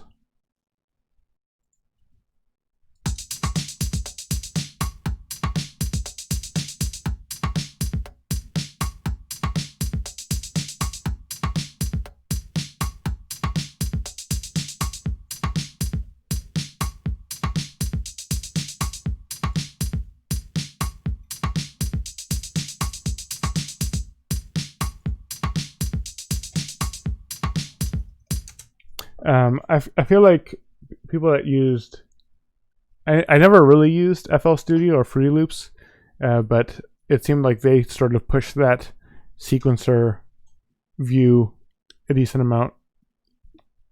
This like horizontal drum sequencing.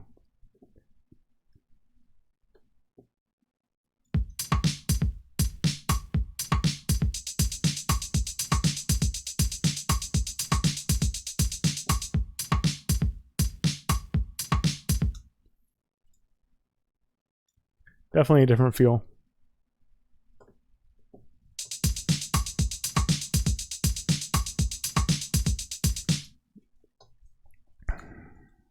And then for a long time, and reason I couldn't like bounce. Oh, if it's going. Oh, interesting.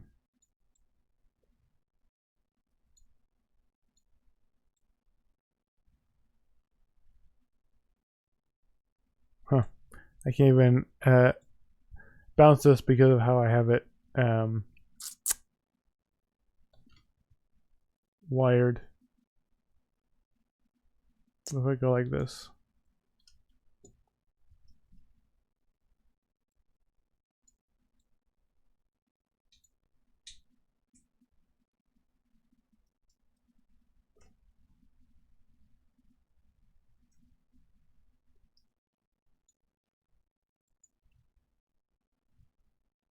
Great. Just what I wanted. Oh.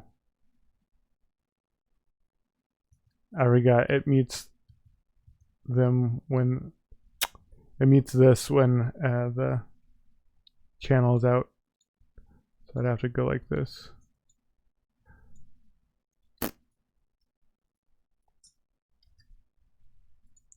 Dang it, Reason, why do you gotta be so complicated?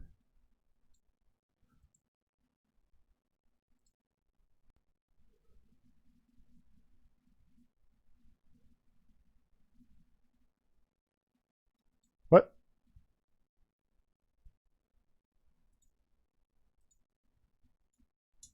What's going on?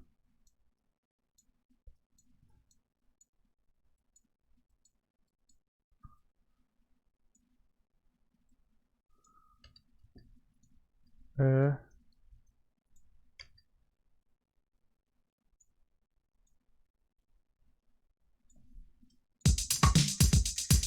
can hear it. Why can't?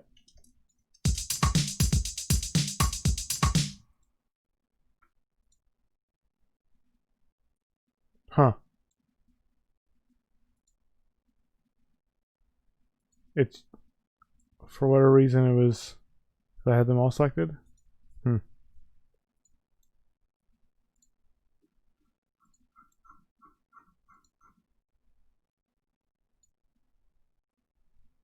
Anyways.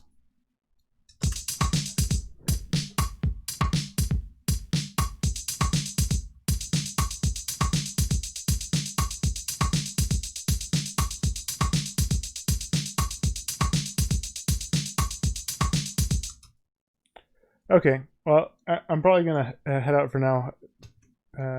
Apologize for having the last like 30-45 minutes be just sort of rambling rather than music making, but I'll be back tomorrow. Thanks for keeping me company, Epilogue.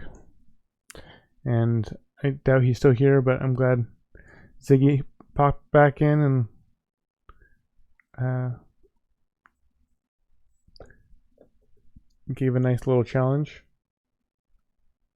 He sort of teased me with his mention of donating, but it's no big deal. Anyways, I'll be back tomorrow. Thanks for tuning in, and I will, be back tomorrow. Let's get we'll do the first one.